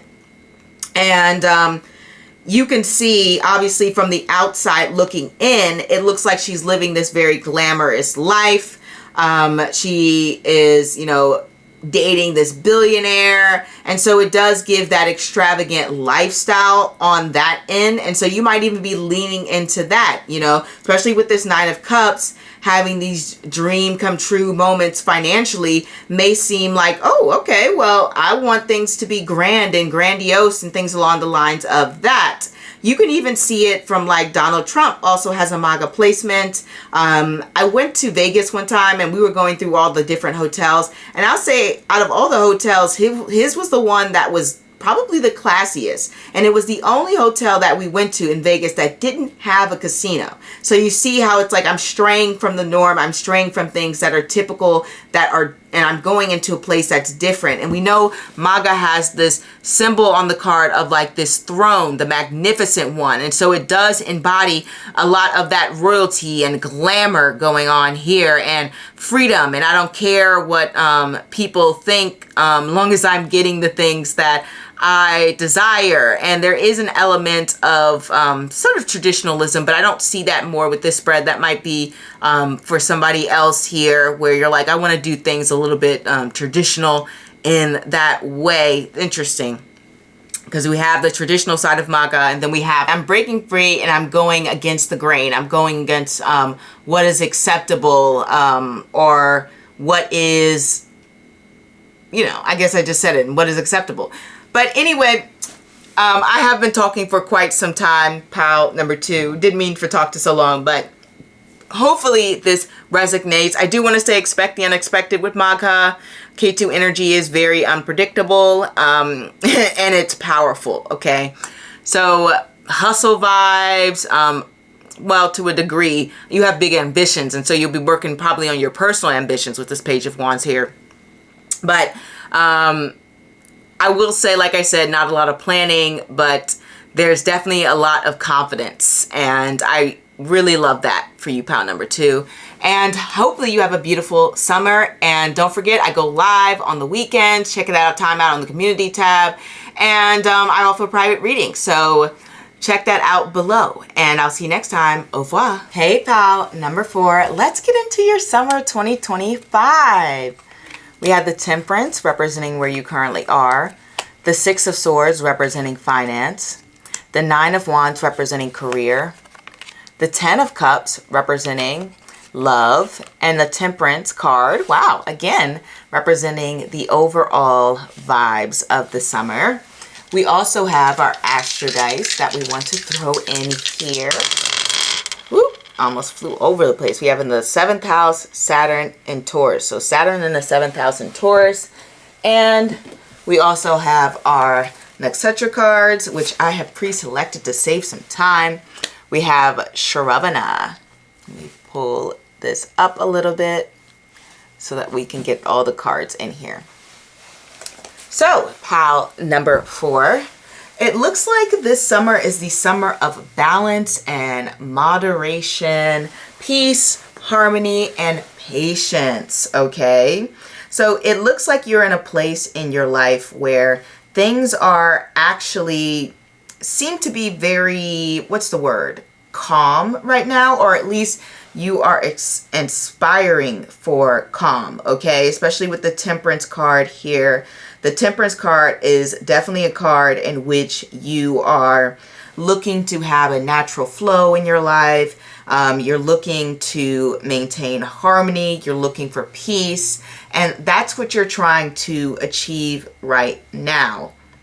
It is all about trying to make sure that you have your ducks in a row and there's a sense of calmness about you. That doesn't mean everything's perfect, but it does mean that you are doing your best to walk along that tightrope of life and to keep everything in place, okay? So it does show that you are in a calm place right now. You're level-headed despite the circumstances going on around you, because it's not like Temperance has nothing else going on, but essentially they're doing their best to make sure that nothing goes too out of control. At the very least, you are making sure that you stay in control of what you can control, essentially, which is a really good thing, you know. It represents being able to be flexible because it is connected to the sign of Sagittarius, which is a mutable sign.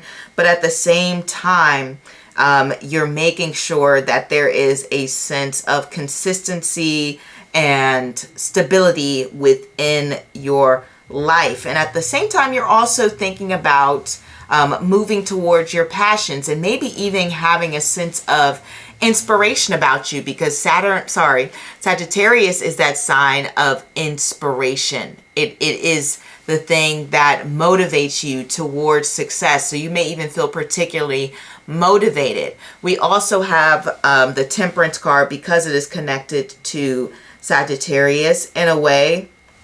It represents connecting to a spiritual plane. It represents sort of the first sign that is connected towards spirituality and the internal world. I don't want to get too into it, but essentially this is all about being able to connect to a higher sense of self or a higher purpose. And right now you are aligned with your higher purpose, or you're doing your best to align with your higher purpose.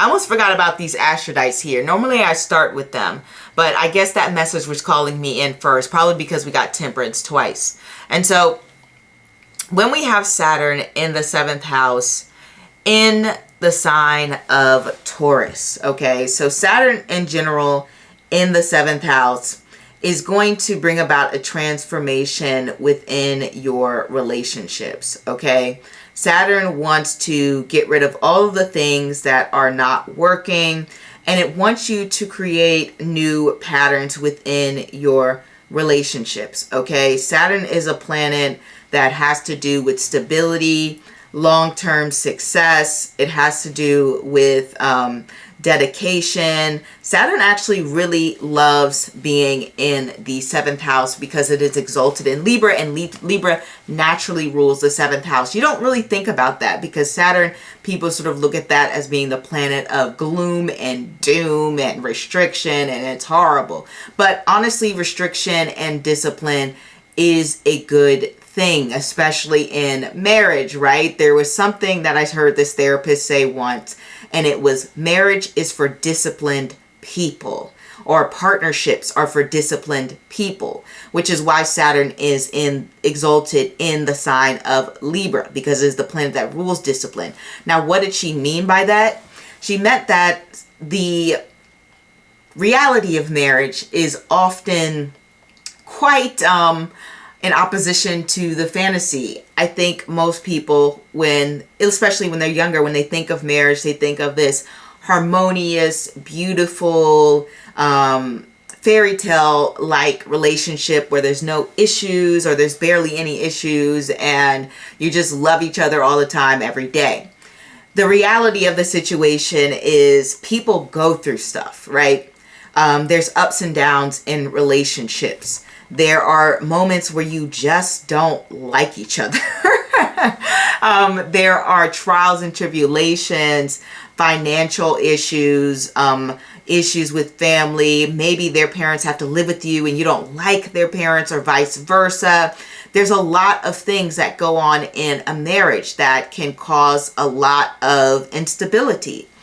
And when you have a planet like Saturn in the house of marriage, I would actually say that you're very fortunate, because though it can give some harsh realities when it comes to marriage, if the planet matures, or if there's a dedication towards maturation and growth, then this can bring about a strong commitment to work together within a marriage, representing, tackling any deeper issues in couples therapy, or even trying to maintain a balance and committing yourself to grow and understand each other. So, and that's difficult, okay? That's some hard stuff.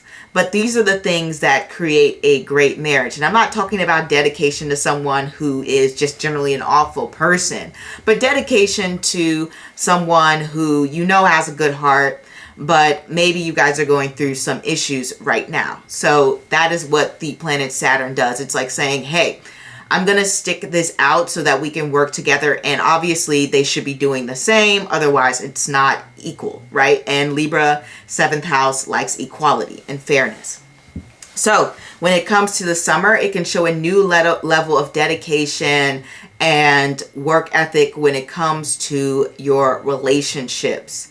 It can create a seriousness about them, the energy. And it doesn't even have to be just romantic relationships.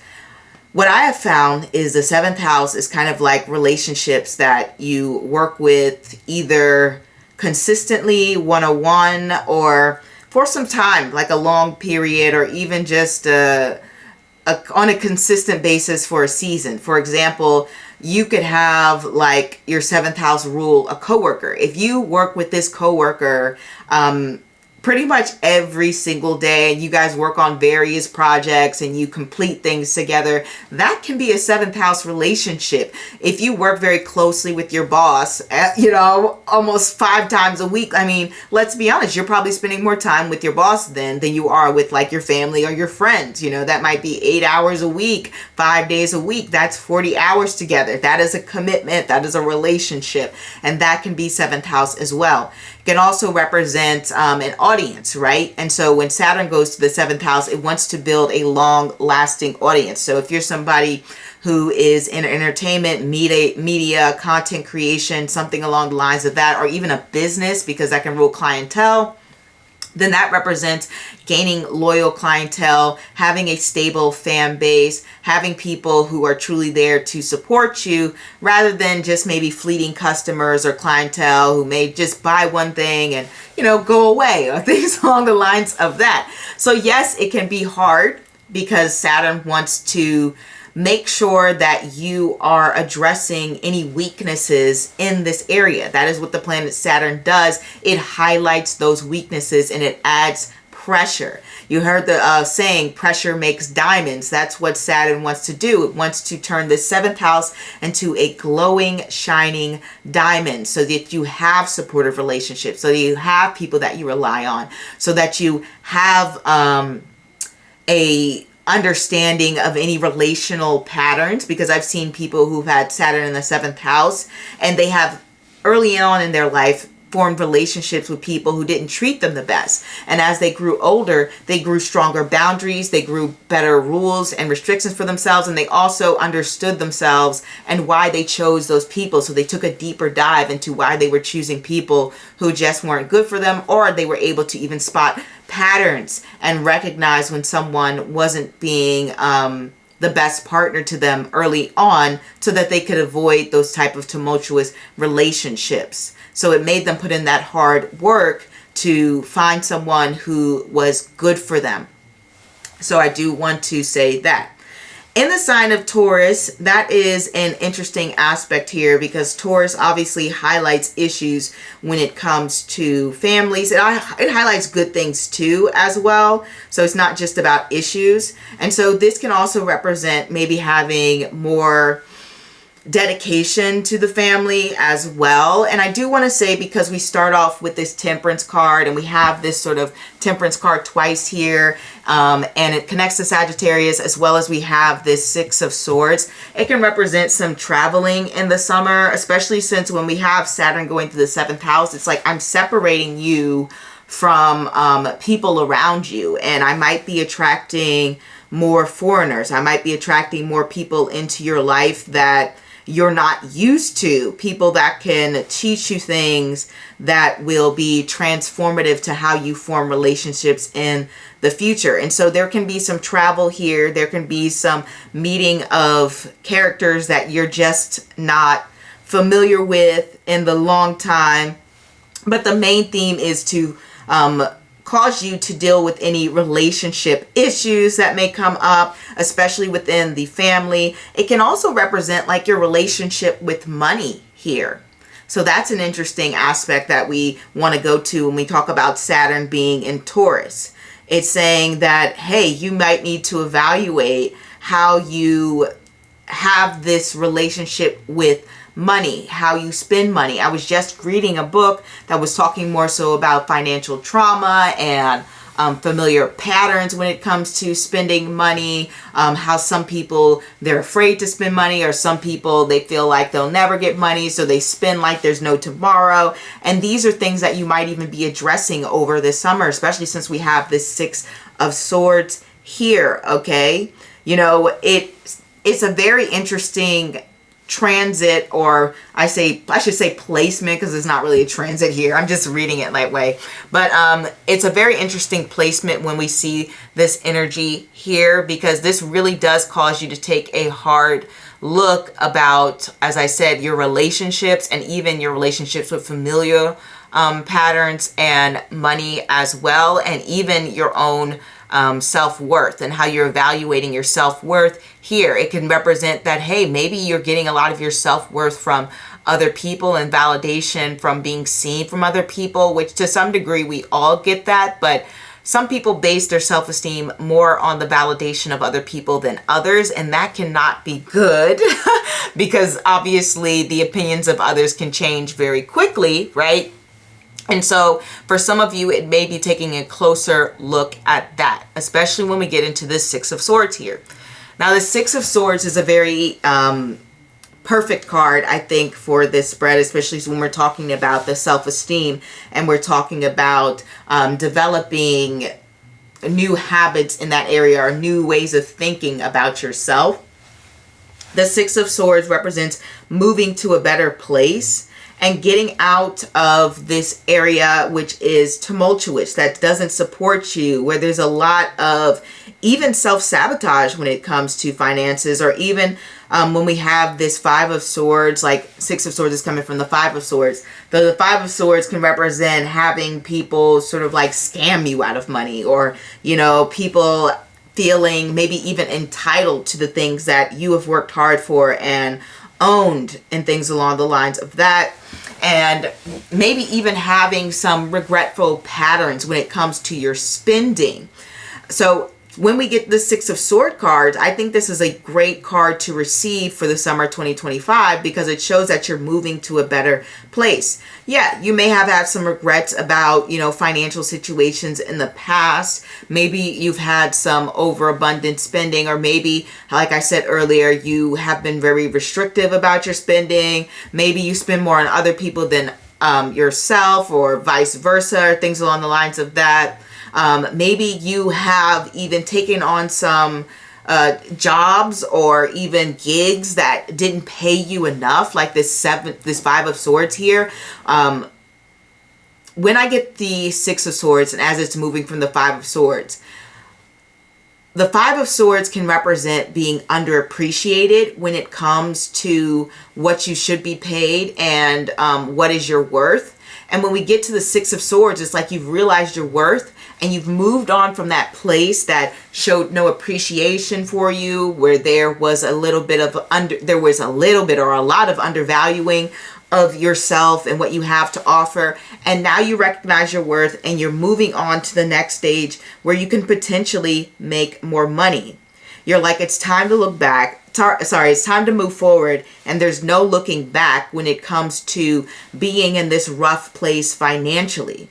Maybe it is that you start to tackle on some certain debts and you're like, let me pay off these debts. Or now you're starting to form new habits and you're creating a budget for yourself. Or maybe you're even taking a more analytical look about your spending habits and just figuring out why it is that you spend that way, and then sitting with that and trying to figure out a new way forward. But either way, you're moving out of these rocky waters. You're moving out of a place of hardship when it comes to financially, and you're looking for the right type of guidance or situation that this can place you into, okay? And I will say, with this Six of Swords aspect, it seems as though that maybe it is for a time period, those around you may not be the best people who can offer you advice or guidance. I say that because the Six of Swords moves to the Seven of Swords, and the Seven of Swords is a lone wolf, right? Because there's this sense of mistrust when it comes to those around you, which makes sense because it comes from that Five of Swords place where people aren't being upfront and honest about maybe, like I said, benefits when it comes to a job, or company policies, and there's just a lot of office politics going on. And so you kind of have to take this very much independent look when it comes to the financial situations, and you're moving on to a place that's going to be a bit more strategic. And I'll be honest, like I said, you might be taking on some of the burden, or a lot of the burden of your financial situation yourself. But it's good because, like I said, you're moving on to a place of coming out of hardship, which means there are some better possibilities to make money as the summer moves on. You're healing from any sort of financial traumas. You're healing from any missteps that you may have made in the past, and you're making better decisions for yourself financially. You're coming out of those rocky waters. And you may even try to extend some of the lessons that you've learned financially to those around you, because the Six of Swords doesn't travel alone. Granted, I don't know if you'll get that advice back, but I do want to say that you'll probably be open to extending that advice. And then I also get this card, as I was mentioning before, to represent sort of self-esteem as well as potentially family as well. And this can be represent pulling you away from loved ones or having some separation from them. And this can also represent moving on to a better place where you feel a lot better about yourself, where there's less negative thinking and thoughts. And don't get me wrong, it is a little bit of a gloomy card and feeling a little bit of that disappointment energy, but trust and believe it is moving on to a better place. So you're starting to recognize any sort of negative thinking that you might have about yourself and saying, you know what, I'm a person, I make mistakes, and that's okay. And I don't feel too great about it, but I know that I can move on to someplace better that is going to be more peaceful for me, that I have more harmony, that I have more good things coming for me. And that is what the cards want to say for you when it comes to the financial situation over the summer. Don't get me wrong, this is not winning the lottery, but it does represent having, you know, a few financial wins. I mean, I've gotten the Six of Swords to represent slowly moving to a place that brings just a little bit more financial abundance. It's not necessarily it's pouring down money, but it's representing this is better than before, okay? And so know that it will be better than before. The Nine of Wands, when it comes to the career, is interesting. And this is also sort of reputation. So this makes you a fighter. This is like, okay, this person is very, very much stubborn, a go-getter, somebody not a doormat at all. So in the work environment, people see you as quite fierce, someone not to walk over, someone who is going to be very, I don't know, I'm just going to say the word strict about their thoughts and their opinions and their belief systems, and making sure that your voice is heard, okay, especially within the work environment. And the thing is, when we have this Nine of Wands, the reason that they are so fierce about it is because they've had so many battles. They had to sort of fight their way to the top. They've had to defend themselves. They've had to really push forward when it comes to being respected, when it comes to the career, office, reputation area. So people understand that you're someone to be, I wouldn't say feared, but like more so you're someone in a way to be respected. You're someone who is going to stand up for themselves. You're someone who's not going to take any ish. And, you know, I don't know if that's where you are now, but definitely as the summer comes on, people are starting to see that fierce side of you when we have the Nine of Wands. If you have an idea that you want to implement at work, you're going to make sure that people are hearing you out, that they're taking you seriously, that you're someone who is going to do their best to articulate why things should be done a certain way, okay? And honestly, when we have the Nine of Wands, it does show that you are working hard. This is not a card of taking breaks. So I do see travel, you know, like I said, during the summer, but to be honest, you might even be the type of person who's working while you're on vacation, because the Nine of Wands doesn't even like to take too many breaks. Or you might take a shorter vacation. Maybe you take like a little bit of a weekend off or something along the lines of that, or like a 4-day vacation, 5-day vacation. But this isn't like I'm taking 2 straight weeks off. The Nine of Wands wants to make sure no one's trying to take their spot. And so they don't want to have to leave the work atmosphere. You're working very ferociously this summer. This can also just represent working a lot of hours here, because the Nine of Wands is a very dedicated position. It's showing someone who doesn't give up easily. And even it can show that you are working hard to reach your goals. This is a lot of willpower and force, and it does show that work can be kind of tiring and exhausting, which makes sense if you're constantly having to defend yourself, constantly having to make sure your voice is heard.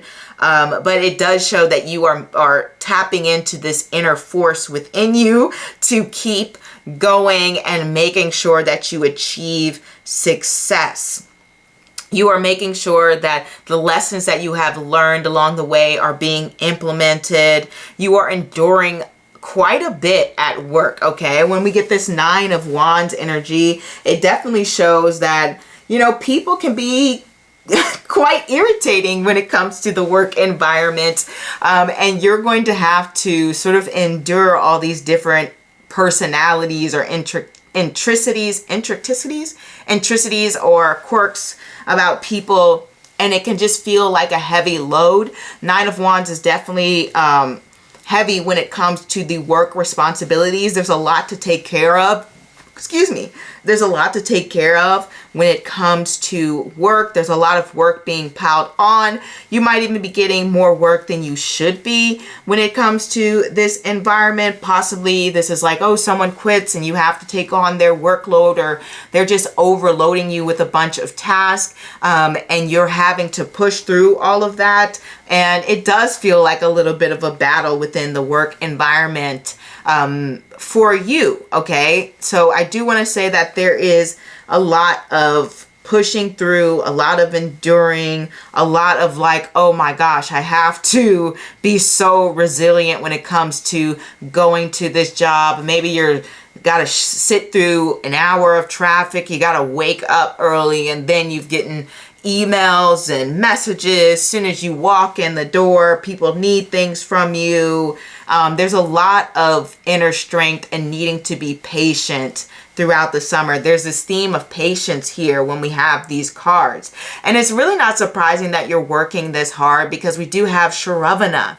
So I've done a video when it comes to the energy of Sharavana. And Sharavana is a moon rule placement in the sign of Capricorn in Vedic astrology, in the little heart of Capricorn. So it's like the moon and Saturn's energy coming together. And so the moon represents your mind, and we already talked about how Saturn represents having to endure and having a lot of responsibilities and a sense of resilience. And so it puts a lot of heavy pressure on you mentally. And in Vedic astrology, there's this thing called Sadhisati, which is all about the Saturn transiting your moon. And it represents a time in which people feel a lot of emotional struggles and burdens, and they just feel this heavy weight of responsibility. And so it does feel like that work is this heavy weight of responsibility, that you kind of have to have all this social pressure around you, people having high expectations of you, a lot of things that you need to take care of, a lot of people who may even rely on you, or even just having to endure a long wait to reach your goals. If you've ever had Sharavana placements, if you have Sharavana placements, then you know that wherever that placement is, it's like you have to work so long and so hard to get success, okay? There's this theme of waiting and patience when it comes to Sharavana, because we have the the Saturn placement on this moon energy. So there's a heaviness to it. But it's also a really great energy, because Capricorn is the pinnacle of the chart. And so when it comes to Sharavana, it can bring a lot of different success. So I think there was astrologer Claire Nocti did a study on like fame and what are the most popular famous placements. And having Saturn in Sharavana is a great indicator of fame. So it brings this a huge amount of success, like I said, a huge amount of attention to you. Sharavana, even in my own studies, I called it, I believe, legacy, leaving like footprints behind. And one of the symbols of the Sharavana are the footprints, because it's like traces of you and having something left behind, being in people's minds forever, having that sense of, oh, I remember this person because they had such a huge impact. So it does connect a lot to success and being seen and being recognized. So I do want to say that this is a time period in which you are pushing towards success, in which that you are getting things done, even if it's hard, and it creates a lot of resilience. And don't get me wrong, Sharavana is actually really great when it comes to following the intuition. When it comes comes to being very disciplined, when it comes to being very focused. Shravana is one of the most psychic type of placements here. And it also can represent being someone who pays attention to the details and who listens to their inner guidance, and someone who connects, like I said, spiritually to the world beyond. And we do have that Temperance card twice to show some sort of rise in spirituality and connecting to a higher purpose.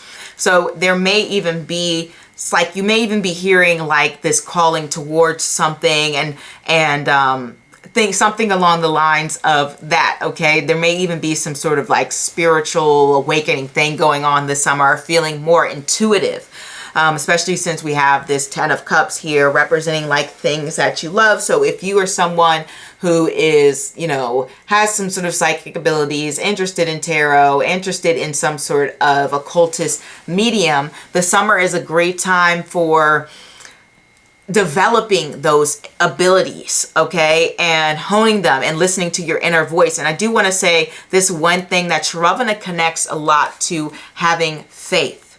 That is what I was trying to say when it comes to the patience and the endurance and the struggles that you may go through, and the heaviness and the hardships that you push through. It's having faith that it will work out in the end, and being seen as this person who has this inner power, who has this sense of self-discipline. I always love to use like Rosa Parks, who I believe had her son, it's either her son or moon in Shravana, and obviously she became a figurehead when it comes to the civil rights movement. She was seen as the person who was willing to be almost like a sacrificial lamb in a way, by choosing not to give up her seat, and things along the lines of that, like and basically taking a stand against oppression. Okay, so that's a hard road that she had to follow, or had to go on, in order to make a greater sacrifice for, honestly, everyone. Okay, because equal rights affects everyone, even though people kind of just view it as something that's like a black struggle. It affects everyone, especially people of color. So thinking about making those sacrifices, not only for yourself, but for other people as well. So there's something to Shravana when it comes to that. Very strong placement. I think you can even see it on here. It says perseverance, and that is like a key word when it comes to Shravana. The card also says traveling, and that is very much true. I talk about that in my Shravana video, where I talk about how generally at some point in Shravana people's lives, they move from one place to another, and they kind of feel like an alien in a foreign land. So there is this strong theme of traveling, or even being in unfamiliar situations when it comes to the summer here. Now let's go into this love stuff. The love, we have the 10 of Cups. So for those of you who are in relationships, it looks like things are very harmonious, happy, peaceful, loving here. You're enjoying yourselves, and maybe even some of you are thinking about having a family, or just spending more time with your family. But the 10 of Cups definitely connects to long-term planning, and even wanting to start a new beginning and go to the next stage within your relationship, whatever that may be. The 10 of Cups can represent buying a home together, moving in together, getting married, whatever the case you see as the next step within your relationship. That is likely happening, and it's going to be quite agreeable and happy. For those of you who are single and looking to make connections, this is a pretty good card for it, because it does representing having opportunities for fulfillment and abundance and happiness here when it comes to the 10 of Cups. So if you're not already dating someone, then this can represent someone new about to come into your life, because 10s represent endings. And if you are currently interested in someone, it's quite possibly that, you know, you guys start to make it official. You decide to, you know, be this couple and Maybe for some of you play house a little bit, but whatever the case may be, it does show some positive indicators in your love life. The Ten of Cups is a very happy, joyful card. It represents having a happy community. It's even past the Nine of Cups, which is like, this is wish fulfillment of the Nine of Cups.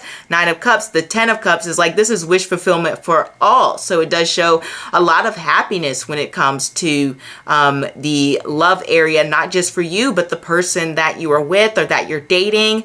That shows that things are going quite well. And if you're single and you're not really looking to be with anyone, then this represents being happy with yourself and enjoying your singledom, feeling like you have a lot of things that you are invested in, that you feel like you are able to express your creative outlets, to dive deeper into the things that you love, whether that is collecting rocks or bird watching. You're like, I'm loving it here. I'm loving being single. I'm so happy. I'm so free. I feel abundant. I feel great and fantastic. So it shows that you're very, very happy. And that's not every card here. Some decks are a little bit lonely during the summer, but not you. You feel very emotionally fulfilled with whatever's going on. Ten of Cups can also represent feeling inspired to do some new things creatively, or feeling like you're doing quite well in an area that may be a hobby. Let's say you're somebody who, I don't know, sells socks on Etsy or something, and this could represent doing quite well in a sort of a side business.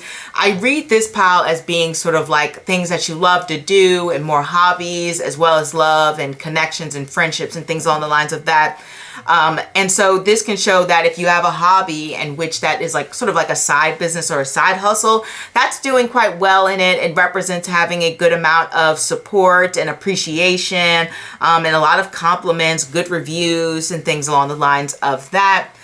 Obviously, when it comes to friends, it shows pretty much the similar thing, that everyone's getting along. There does seem to be a lot of things to celebrate and be happy about when it comes to your friends. You guys are enjoying your time together. There may even be some outings. You know, maybe you're hanging out with them if they have kids. I only mention the kids because there's kids on the Ten of Cups card. And so if your friend has a kid and they host a little birthday party for them, and you show up and it's a good time and you guys are really enjoying yourselves and you're having feeling supported and you're having a great time with those friendships, you feel as though you have a great tribe, you have a great group of friends that are loving, supportive, and caring. So it looks really great when it comes to the love front.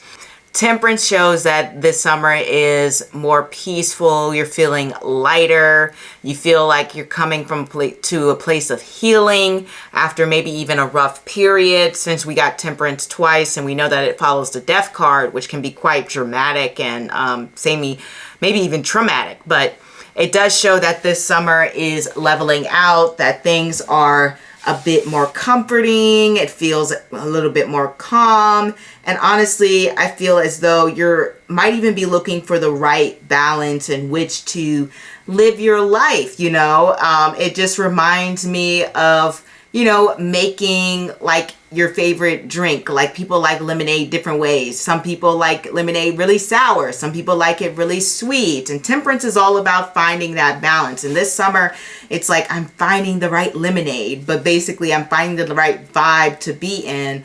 And it feels as though this is less of a rocky period. This is more calmness, more peace.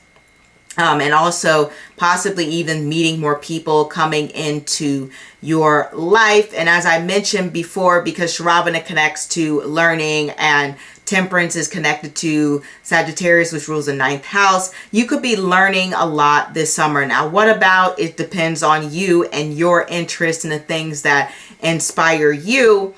But whatever the case may be, it's expanding your mind. It's showing new possibilities. It's expanding your world. That is what the Temperance card wants to do. And it's all about deciding what is the best formula to be living your life, or even discovering new inspirations or things that you might be interested in and invested in when it comes to just, you know, your life in general, okay? So that is what I have for you, pile number 4. It looks like you have a beautiful summer. You're working hard. You're striving towards your goals. You're making progress financially, and I hope things work out. Au revoir. Hey, pile number 5. Last but certainly not least, let's get into your summer 2025. This is you, the 2 of Pentacles, the current energy. We have the Knight of Cups for finances. We have the Star for your career. We have the 10 of Wands for love. And we have the Page of Swords when it comes to the overall vibe. We also have our Astro dice. We have the 6th house. Making sure that's the 6th. No, that is the 9th house. Excuse me. In Scorpio, Jupiter. So, Jupiter in Scorpio in the 9th house. And we have our pre-selected Nakshatra cards because I wanted to save some time this time. All right. So, here is our spread here. So let's get into Jupiter in the 9th house in Scorpio. First of all, Jupiter loves being in the 9th house. It is its favorite house to be in, okay? One of its favorite houses besides like the 12th or the 4th house or something like that. All those water sign houses. And when we see this here, that means Jupiter is comfortable. It's in a place where it can bring abundance and success to you. Probably why we got the Star card when it comes to your career. You're shining brightly. And it also can represent having a strong sense of motivation. The 9th house deals with your belief system. It deals with your inspiration, any sort of gurus, any sort of higher wisdom that you might have, a skill set, but a very specific skill set, you know, kind of like, you know, you're a master welder. You spent 20 years in the field, and that would be a very 9th house skill set because you'd have tons and tons of experience and knowledge, or you have a PhD or a master's. That's very 9th house. So very specialized skill set, and also connects to travel and meeting other cultures and things along the lines of that. So right now we see that we have an expansion of knowledge, an expansion of feeling inspired, inspiration, feeling motivated, feeling like you are ready to go out and do some new big things. It also represents connecting to a spiritual place. On this deck, we have Mula, which is in the sign of Sagittarius, connected to the 9th house once again, in Vedic astrology. So we have some very 9th house Sagittarius vibes going on when it comes to your energies throughout the summer. And one thing I can tell you is, as I was going into before, is about expanding knowledge. Your mind is growing more vastly. Mula cannot get enough of learning, experiencing, knowing, gaining insights. It kind of reminds me of like Belle in The Beauty of the Beast, where she sees this big, huge library and she just wants to consume all the information out there. That is very much a Mula concept. It's about broadening your horizons, broadening your perspective. And the 9th house deals with a higher perspective. That is why it is the house of higher learning. It's looking at the big picture of things. So right now this summer, you're looking at the big picture of your life.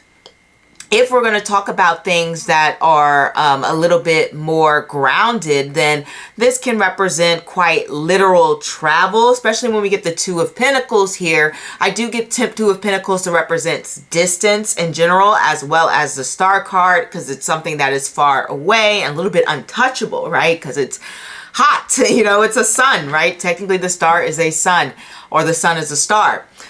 So it's a little bit distant, untouchable, far away, something that is, you know, not immediately within reach. And so your mind may be on travel, and travel may be on your mind. That's not unusual for the summer. A few pals have had some travel on their mind. This can also represent, as I said, gaining more education, gaining more insight. Maybe you are thinking about building on credentials, building a skill set, taking on a new trade, getting a degree.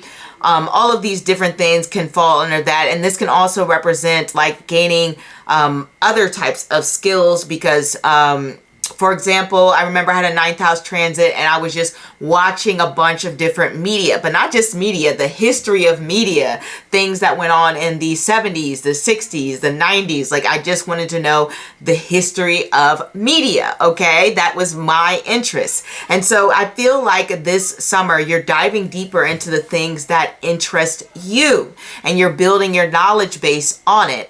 And it's giving you a sense of excitement, because we have to remember, I believe the ninth house is the fifth from the fifth. And so it's kind of like the fun of the fun house. Like, it's like a higher version of fun. So it's just like, I'm getting excitement from this specific interest. And sorry if you have any noise in the background. That would be my niece defying bedtime. So this is just a higher instance of wanting to have fun, doing things that specifically excite you, your own special interest in a way, okay? It's not a topic that most people can just sit around and talk about. Like, the fifth house can rule sports, and lots of people can talk to you about a sports game. But how many people can talk to you about, like, the history of media in the 60s, right? Not too many people. That's a very specialized subject, right? So that is that ninth house energy of expanding the knowledge and everything. And like I said, you may feel inspired to do different things. You may feel like you want to tackle on a new day. We have this moolah energy, and I could talk for days about moolah, but I'm going to try to do my best to condense it for this reading. And I've already mentioned the main message, which is like gaining the knowledge, but Moolah's energy is very much dealing with a lot of personal traumas, okay? It is the first sign when it comes to Vedic astrology that deals with raising yourself into the spiritual realm. So it is the first nakshatra that deals with the inner world and developing that. You often see a lot of Moolah natives in movies where they kind of have this break the fourth wall characteristic, or they have a sense of like, oh, and this is the part where this happens, right? You know, it's very much like raising a sense of awareness when it comes to who you are as a person. So you may even be taking a deeper dive into knowing yourself and the world around you. There is a reason why Moolah is known as this very intense nakshatra, because it's right in between the spiritual realm and the material realm. It is that placement that connects to that. Okay, and that is an intense placement. That's why you'll often see Moolah people being, especially like cast in movies, they'll be cast as kind of like the protectors of the sort of like civilized world and something that is mystical. Think about Jon Snow in like Game of Thrones, if you've ever seen that, where he is placed on the wall to guard the wall.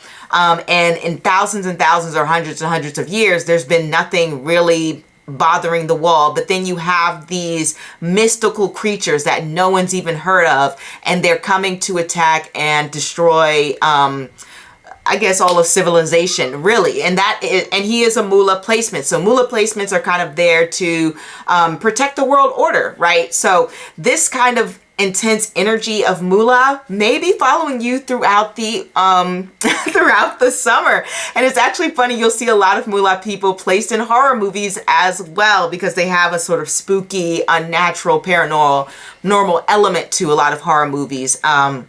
So it's about like diving into mysticism in a way. And I feel like there's a part of this summer that is dealing with these super intense, maybe unnatural forces. Like I said, you could be diving deeper into spirituality. You could be, connecting more to the world beyond. You could be very much getting more into the occult. You could have maybe some mystical experiences. That is all within the realm of possibility when it comes to Moolah. You can even see on the card, it says magic, okay? Moolah very much connects to magic, the world beyond. And it does connect to losses as well. So there might even be in the summer a pitfall, like a certain downhill traction in the summer. But the thing about the sign of Sagittarius, it's about losing and then gaining it back. And so more than likely by the end of the summer, you probably would have come back up on top, okay? It's like emerging bigger and badder than ever. You can even see it on the card. It says reversals. And so that's when we're talking about this Sagittarius energy. We have reversals. And not to even mention the sign of Scorpio here. And Scorpio definitely deals with having these major ups and downs and intense moments. And if we even just look at Jupiter in the sign of Scorpio, excuse me, it's about expanding your knowledge when it comes to deep emotional, psychological matters, diving deeper within yourself, family history, even the people around you, having a better understanding, making deep, intimate connections. It can also represent just a general, like, I'm trying to expand or gain additional resources, or trying to gain more passive income, or even invest and things along the lines of that. That can represent that as well. But in the 9th house, you're definitely taking a deeper dive, and I would heavily emphasize the mysticism part, because we have that Jupiter in Scorpio, and Scorpio is all about this sort of dark Dracula type of world that is unknown to others and maybe a little bit spooky, right? So you're diving into subjects that people may not know too much about. Now let's get into where you are. We have the Two of Pentacles. I've already said that maybe you've got vacation on the mind, but the Two of Pentacles also deals with trying to balance a lot of things. So right now you may be juggling a lot of different hats. Maybe you have a few things going on. I'm currently writing a tarot book, and one of the examples that I give in my book is like, maybe you are an accountant, but then you do Uber driving on the weekend, which is not uncommon in this day and age. You have your big job, then you have your side gig. You may be like a babysitter to a nephew or a niece sometimes. Maybe you're also a student. Maybe you're starting a business, whatever the case may be, but it represents having to juggle a lot of different things going on. You know, you could be like, hey, I'm a mom who's a soccer coach, and I also do lash tech on the side. So there's a lot of things going on when you have the Two of Pentacles. One thing that is good about the Two of Pentacles is there is an element of sort of loose planning to it. It's not like the Five of Wands, which can have a lot of things to do, and they can be wearing a lot of different hats, but it's like there's a close deadline here. You don't know if it's gonna make it. There's things popping up. Like, there's a lot more chaos to the Five of Wands versus the Two of Pentacles is like, I got a lot to do today, but I can manage it. And at the same time, you can leave a little bit of room for flexibility if you need to, I don't know, rush and do a doctor's appointment. I don't think you would rush and do a doctor's appointment. Make a stop at the grocery store or something really quick. Like somebody's like,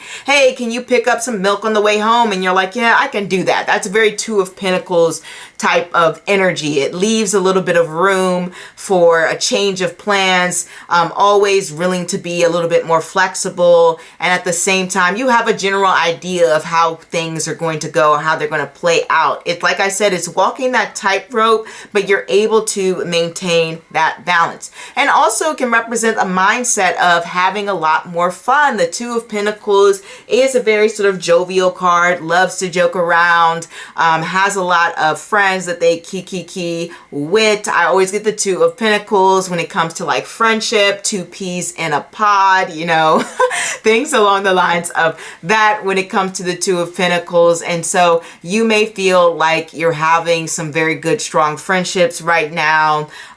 It all may be a balancing act going on in your life, and you're doing your best to keep things in place. But at the same time, it does represent that you're making time for friends, you're making time for yourself, you're making time for family, and things are going, they're staying balanced, okay? You're managing to keep balance, but at the same time, you're thinking about planning ahead. That is what all twos like to do. They all like to sort of envision the future, and that's why that Two of Pentacles keeps that flexibility here. So I'm not saying you're going to have to do this balancing act for too long, but we'll see how things go as we move through the summer. We do have the Knight of Cups. I will say when it comes to finances, speaking of balance, so the Knight of Cups is quite emotional, okay? I've gotten this card 1,000,001 times, especially when it's coming to having some disappointing news or having to deal with situations that you haven't been in before, and maybe even dealing with some people who may be frustrating. The Knight of Cups is all about trying to stay emotionally regulated, and the Knight of Cups can sometimes struggle with that, you know. Sometimes they hear some really upsetting news and it completely offsets their entire day. Like I said, the Knight of Cups is learning to self-regulate. So it can be very difficult sometimes when they may hear something or have to experience something that isn't the best. And so when it comes to the financial situation, it looks like that you may be even spending very emotionally this month. Like I said, it's not the worst thing, but at the same time, you may look back on your financial, I said this month, this summer, you may look back on your financial situation this summer and be like, I probably could have done a little better. Like, for example, maybe you are spending a night out, and this is just an example. You may not even go out like that, but I'm just giving you an example. Maybe you're spending your night out with your friends, you're celebrating, and they're like, let's get some shots, and you're like, shots. But at the same time, you know, you've probably spent too much money. You're like, oh man, I've already bought 4 drinks. Like, maybe I shouldn't buy this last shot. But the Knight of Cups is like, I'm in the moment. Let's just go for it. Let's live like there's no tomorrow. And then there's other situations with the Knight of Cups where you have a very stressed out moment and you're just like, oh my gosh, I need to like do something to relax. Let me go on a shopping spree. I really like buying, I don't know, perfume, and that'll make me feel better. And you buy some perfume to make you feel less upset. And I'm just naming something, right? It doesn't have to be that or anything like that, but the spending depends on the emotions with the Knight of Cups. When everything is fine and dandy and things are going steady, the Knight of Cups does pretty okay, but when they're throwing that curveball or they get a little bit too excited and they're in the moment, that's when the spending starts to get a little loose. And I feel like this summer, you may be going with your moods a bit, but it is a learning curve, right? You're going to learn a lot about your spending habits this summer. You know, I just got the Knight of Cups 1 month to sort of represent the overall vibe. And I'm going to be honest, I wasn't exactly spending the way that I should have been. It wasn't completely like, oh my God, I'm broke now and I'll never recover and I'm in so much debt. Nothing like that. But it was like, I really shouldn't have bought those things. Like, that was really useless. I bought it because I was feeling down. I was feeling upset. And, you know, I was sad. But it didn't necessarily make my life better. It probably would have been better if I just sat with my feelings and journaled, right? So that's very Knight of Cups when it comes to the spending. Maybe I'm buying some ice cream to make myself feel better, or, you know, I am trying to I don't know, do something to sort of boost my self-esteem, looking for validation from other people. That can be something that's very Knight of Cups. And I mention this all the time, that I read this pile also to do with the self-esteem. And so the self-esteem this month can be very up and down. Some days you feel really good about yourself, and some days you're doubting yourself. And I don't want that for you, pal number 5. But it does show that, you know, I will say this. There has been some studies that show that, you know, people's self-esteem is based on the way that they're being treated. And it can be hard to sort of get yourself out of that and just, you know, truly just believe in yourself. It takes a while, you know, to actually learn the correct coping mechanisms, and you have to try and try and try again. Like, it really takes a lot of practice to get to that level, depending on your childhood. So if you're someone who maybe didn't have the most validating parents, or your parents weren't the most emotionally mature, it can be a struggle to get to that place of emotional security. And so what I'm saying is, this month, if you find that some people are treating you bad or not treating you the best, well, it can cause you to start to feel bad about yourself, or start to doubt yourself, or start to, you know, be like, oh, well, maybe I am, I don't know. I don't want to say crazy, but maybe I am, I don't know what I'm talking about, or maybe I am confused, or maybe I am exaggerating, and, you know, kind of beat yourself up and things along the lines of that. And, you know, don't do that this summer. Pile number 5, I want you to enjoy yourself. So I do want you to keep that in mind as we go through the summer, that there can be some moments or people who say things that upset you, cause you to feel bad about yourself. But at the same time, it can do the quite opposite, where people say good things about you and you start to feel really good about yourself. Okay. But, you know, like I said, be wary of that, because I would like you to feel good always and emotionally sound and stable. And, you know, this can also represent kind of having ups and downs when it comes to relationships with family members this month.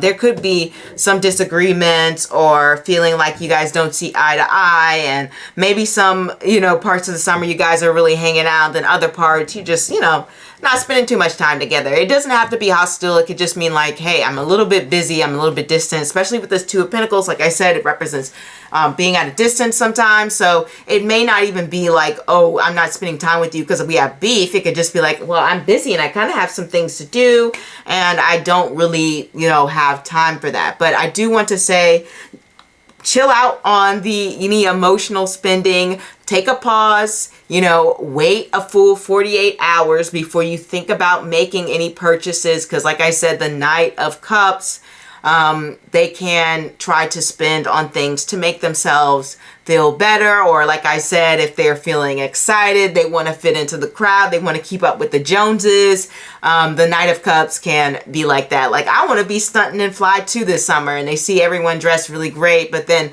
their bank account is in the negatives, and they're just like, well, what does it hurt to just buy one cute outfit, and then it turns into 2 cute outfits and 3, and then all of a sudden you're buying, you know, $500, $700, $1,000 worth of clothes, right? It can be a spiraling thing with the Knight of Cups. That's all I'm trying to say. The star chart here is really good though when it comes to the career, because I love to see it. It shows a lot of appreciation. It shows that you are showing off and showing out at work. Okay, you are the star, so people are really appreciating you for the work that you do. You really are standing out when it comes to your team, your environment, to any higher ups. And also the star is all about making connections with people, because it connects to Aquarius, and that is all about networking and surrounding yourself with like-minded individuals that can bring success. This can also potentially represent, you know, having a bit more gains. And I even said, when we have Jupiter and Scorpio, there is a possibility of more gains, you know, just because the spending habits may be a little bit, you know, up and down, doesn't necessarily mean that you're not bringing in the dough. Okay, so I really do feel like this is showing that you're going to be in a really great place and shining very brightly within your career this summer. To me, the star represents tranquility. It represents peace. It represents sort of trying to remain balanced. It represents looking out for your team. It promises like a brighter future. It shows a lot of healing and renewal too. And so it feels like a fresh new start. Maybe there have been some changes in the work environment. Maybe you have been hoping for a new job. This could be that opportunity for a fresh new start in that area. The star card also connects to leadership as well. And so I do want to say that more than likely you may even be taking on more so of a leadership role. But it does show that you are in a space where there's a lot of positive energy around you. And like I said, if you have been like looking for a sign that your resumes are hitting people's desk, and this is just for people looking for jobs, more than likely you're going to get that sign this summer, because a lot of times people apply for jobs, they don't hear anything. With the star card, it can say you're at least hearing back from people. You might even be getting some interviews, and there may even be a possibility for that new start, that new renewal, that new job. But whatever case may be, it does show that there's a lot of optimism and positivity in the career environment. It looks like things are good. The Star card could even represent people are having talks about promotions. People are having talks about raises or having a higher title, okay? It can even represent, like I said, some financial gains or some financial shifts for the better. But whatever the case may be, it does show that you're in an environment where they have a lot of trust in you and there's a lot of respect for you, and you do have some people on your team who have your back. It's a very, very encouraging card, so I want you to know that.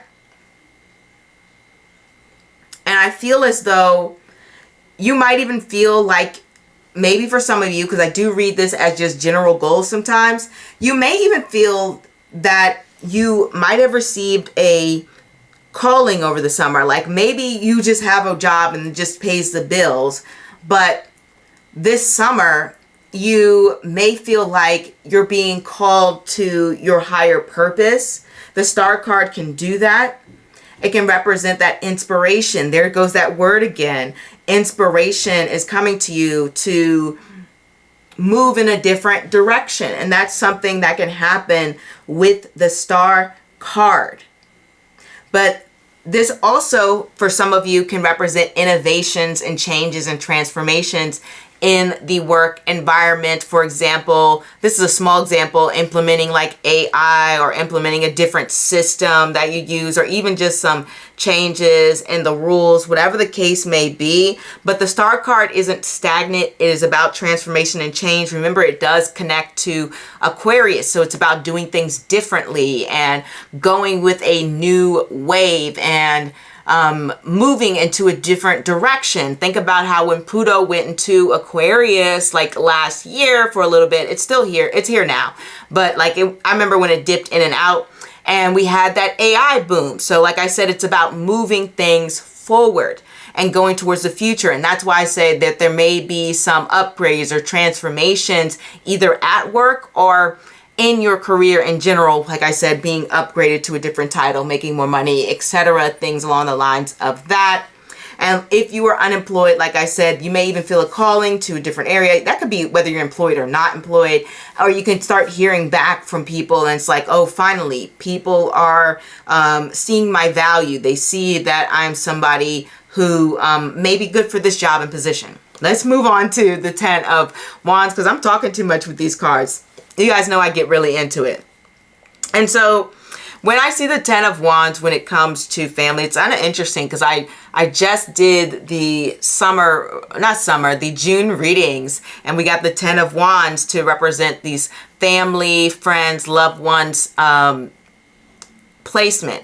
And so I'm going to say the same thing, well, not the same thing, but something similar to how that was before. And basically this can feel a little bit overwhelmed in the area of love. The 10 of Wands can represent carrying a heavy burden. It can feel as though, you know, maybe you're in a relationship and you feel like you have to put in a lot of work and effort to make the relationship work.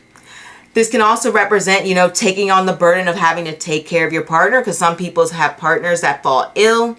This can also represent, you know, having a lot of responsibilities towards your children. If you have children, you know, maybe you got to go to the PTA meetings, maybe you have to go to their ballet practice, maybe you have to help them with their homework, and you feel a little bit overwhelmed by your loved ones, possibly even, you know, your parents need help, grandparents, maybe there's just a lot of invitations to weddings or outings or celebrations, and you're like, I'm kind of spread thin, guys. Like, this is a lot of things going on here. But that 10 of Wands feeling is definitely representing a heavy burden and feeling a little bit frustrated and overwhelmed when it comes to the area of love. This can also represent if you are single and you are hoping for love. that you feel that this might just be an impossible task. Like you have to go through so many loops to find that special one. Maybe you have tried dating apps. Maybe you have tried friends setting you up. Maybe you've tried speed dating. Maybe you tried blind dates. Maybe you have tried going out there in the world and just going to different places to try to meet people, and it doesn't seem to be working, and you feel as though you're beating a dead horse here. And sometimes for some of you, it can feel like that within a relationship. Like, hey, I'm putting in all the work and it doesn't seem that you're interested in making this work, okay?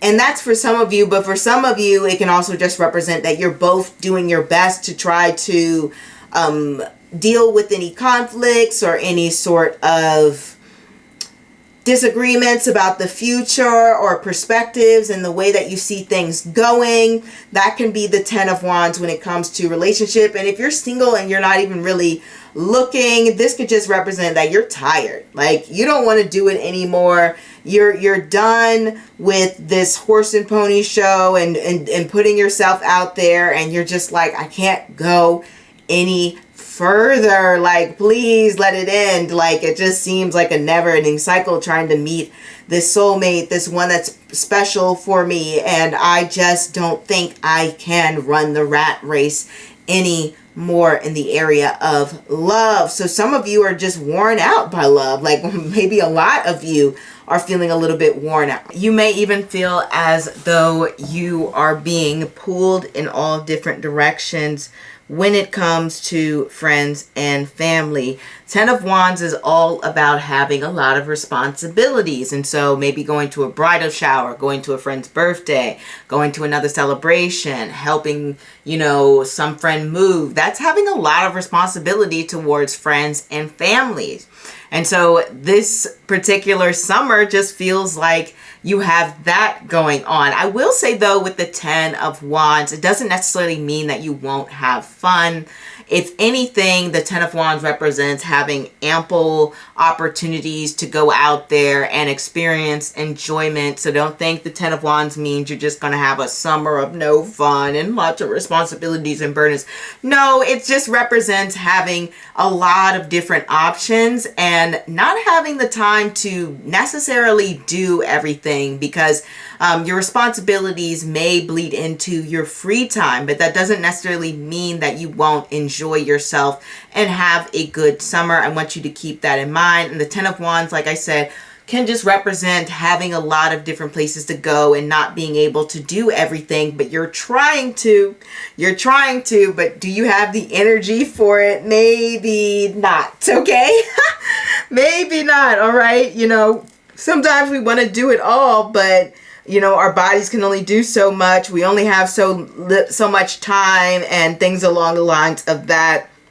So there's a tendency to spread yourself thin when it comes to the area of, family, friends, activities, and things along the lines of that. It's just having to keep up with everything can be very complex, especially if you have your own interests and hobbies that you would like to have time for. It can feel as though, certain activities or things that you have to do are cutting into that time that you would like to spend doing your hobbies. For example, I like to film tarot. Actually, I film it whenever I can because I know how my life's busy. But, I used to just like to film tarot on the weekends. But sometimes, my friends want to go and they want to hang out and they want to meet up and catch up. And I have to, pause that hobby and go meet up with my friends, obviously, because I want to see them, right? And so it can be something along the lines of that. But either way, it can feel like a lot to handle to manage all of these relationships and things of those sorts. And maybe even for some of you, it may feel as though that you are in a relationship that is starting to just feel a little heavy and a little bit too much to take on. Maybe you feel like your partner is just stressing you out, man, and you're like, I need a break from this relationship. This is something else, kind of what I was going into before, where you might even realize that you guys just have different priorities, or you may even be going in different directions, and you might be trying to sort that out, or you might be trying to decide, should I leave or should I not leave? But Either way, remember the Ten of Wands is all about ending, so don't expect this energy to keep going into the fall and winter and on and on and on, right? No. More than likely, this energy will probably end with the summer. We do have this Page of Swords here to represent the overall vibe, and I love the Page of Swords because the Page of Swords is just a curious little person here. You know, they're very inquisitive. They are someone who has a strong desire for knowledge. They love trying new things. It's all about a fresh start. It's all about trying to communicate, make connections with others, using mental agility, strategy, trying new things, and things, you know, things that fall into that category of expanding that communication, those communication avenues, okay? So the Page of Swords is learning to have strong and clear communication. So I will say this can represent that you are making some improvements when it comes to your communication style. And that can come from many different directions and forms. There's many different ways in which you can improve your communication. You can get better at public speaking. You can get better at doing interviews. You can get better at learning a language and things along the lines. So there is such an improvement or learning or growing when it comes to the communication, as well as mental exploration, which I feel like we went into when it came to Jupiter being in the 9th house and Mula. These are all communication houses, right? We have to remember that Gemini is a communication house, the 3rd house, but opposite of that is Sagittarius, the 9th house, which also represents a higher form of communication, you know, publishing, newspapers, magazines, all of that falls within the 9th house. Media, that falls within the 9th house, okay?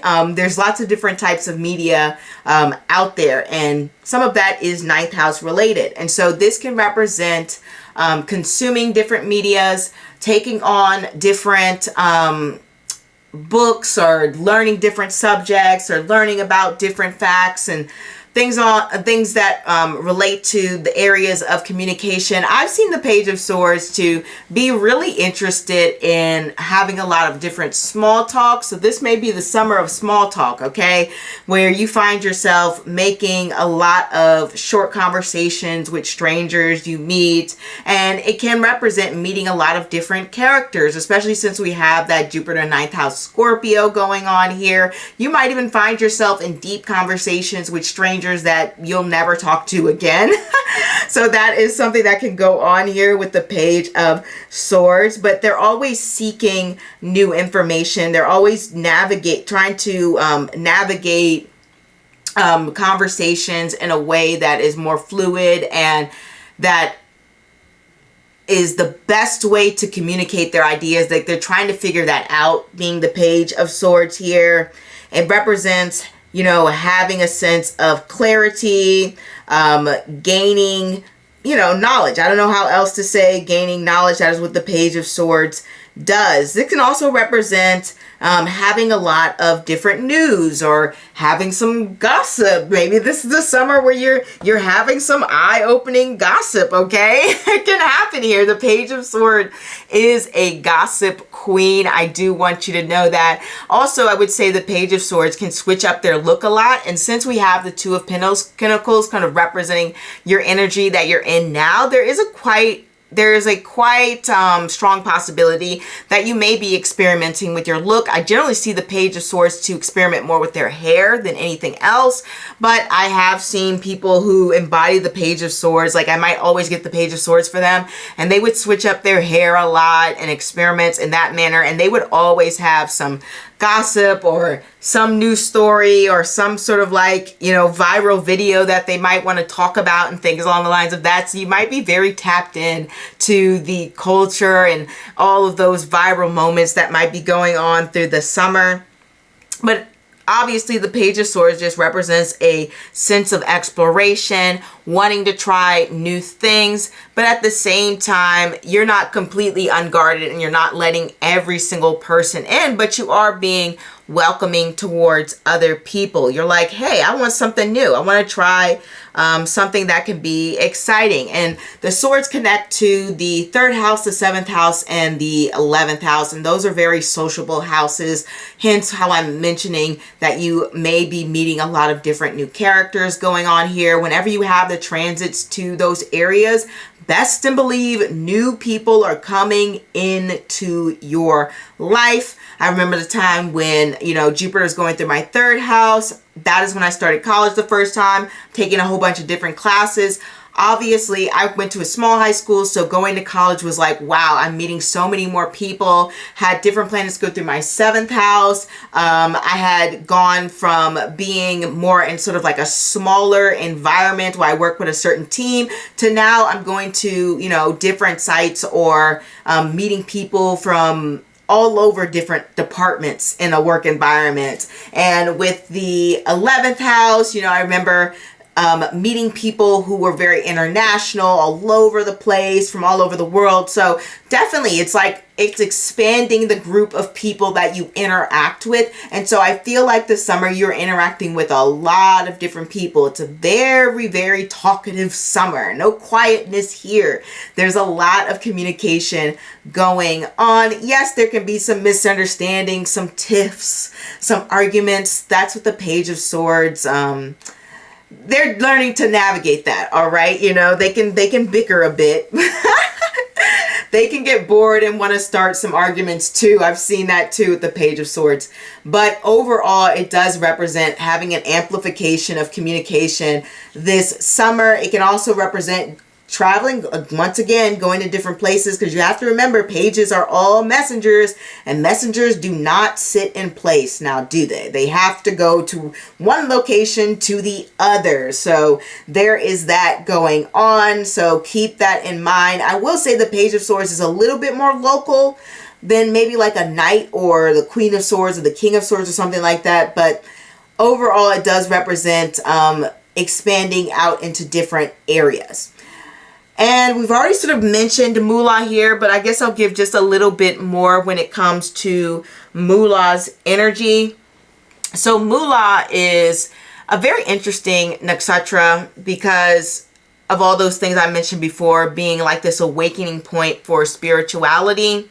But it's also sort of doing the work when it comes to recognizing who you are as a person and recognizing your internal inherent value. It's all about growing in self-esteem and self-worth. And Moolah people, I will say that they aren't like the most open about their emotions or feelings all the time. Maybe creatively they might express themselves like that, but during conversation you may not see that too often with Moolah individuals. In fact, they're kind of known for being a little bit more quiet depending on the placement. And I feel like maybe this summer, not that you'll be quiet, because I already mentioned that there's going to be a lot of talking and communication, but you may not be as like emotionally communicative, okay? You may not be so outwardly expressing your feelings. And I will say, because Moolah rules these sort of sudden events and these reversals, I would say, expect a lot of different curveballs, okay?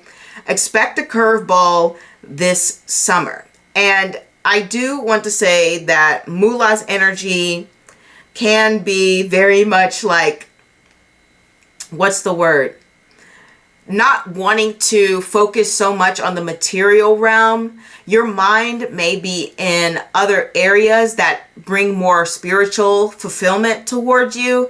And so in a way, it's almost like your head's a little bit detached. And that's very interesting because K2, which rules Moolah, is known as the headless one. And that is kind of like Moolah's energy. It's like, I want to focus on something higher, on something that has a stronger connection to the world above. So you may even feel a little bit detached from material things, or not care about those things as much, which kind of hints like the spending habits. You're like, I don't even really care about this money like that going on here. But there is just an element of that going on when it comes to moolah. And yeah, there's good things, there's tragic things when it comes to moolah. But I don't want to lead with anything that's tragic. So I just want to say that don't be surprised if you have some sort of like spiritual awakening or spiritual revolutionary moment. And then for those of you who are concentrating on building wealth and finances, I will say Mullah's pretty good about getting to the bag, or at least finding someone who can get them the bag, right? So there may be a bit of that going on where there is a sense of meeting people who potentially may benefit you financially. That is a thing. Or even you may even find yourself taking on different avenues and experimenting to find the right avenue in which you feel like you can gain your own independence. I will say Mullah does a little bit better working for themselves than working for other people. But overall, this represents an accumulation of knowledge and being able to find out some deeper truths, because Mullah is known as the root nakshatra, and you'll see a lot of Mullah people who are like reporters and doing a lot of interviews and ask a lot of questions and getting to the heart of the matter. And so you may find yourself, like I said, in those really deep, intense conversations with the strangers, as well as doing a lot of self-reflection yourself. But I don't want to get into anything else, and I'm gonna end it there. Just because there's a lot going on with Mullah in terms of events that are very, very intense. And so don't be surprised if this is a very intense summer. And that is what I have for you, pal number 5. Hopefully this resonates, and I hope you have a very beautiful summer. Don't forget that I offer private readings from time to time, and you can also catch me on the lives, and I cannot wait to see you there. Au revoir.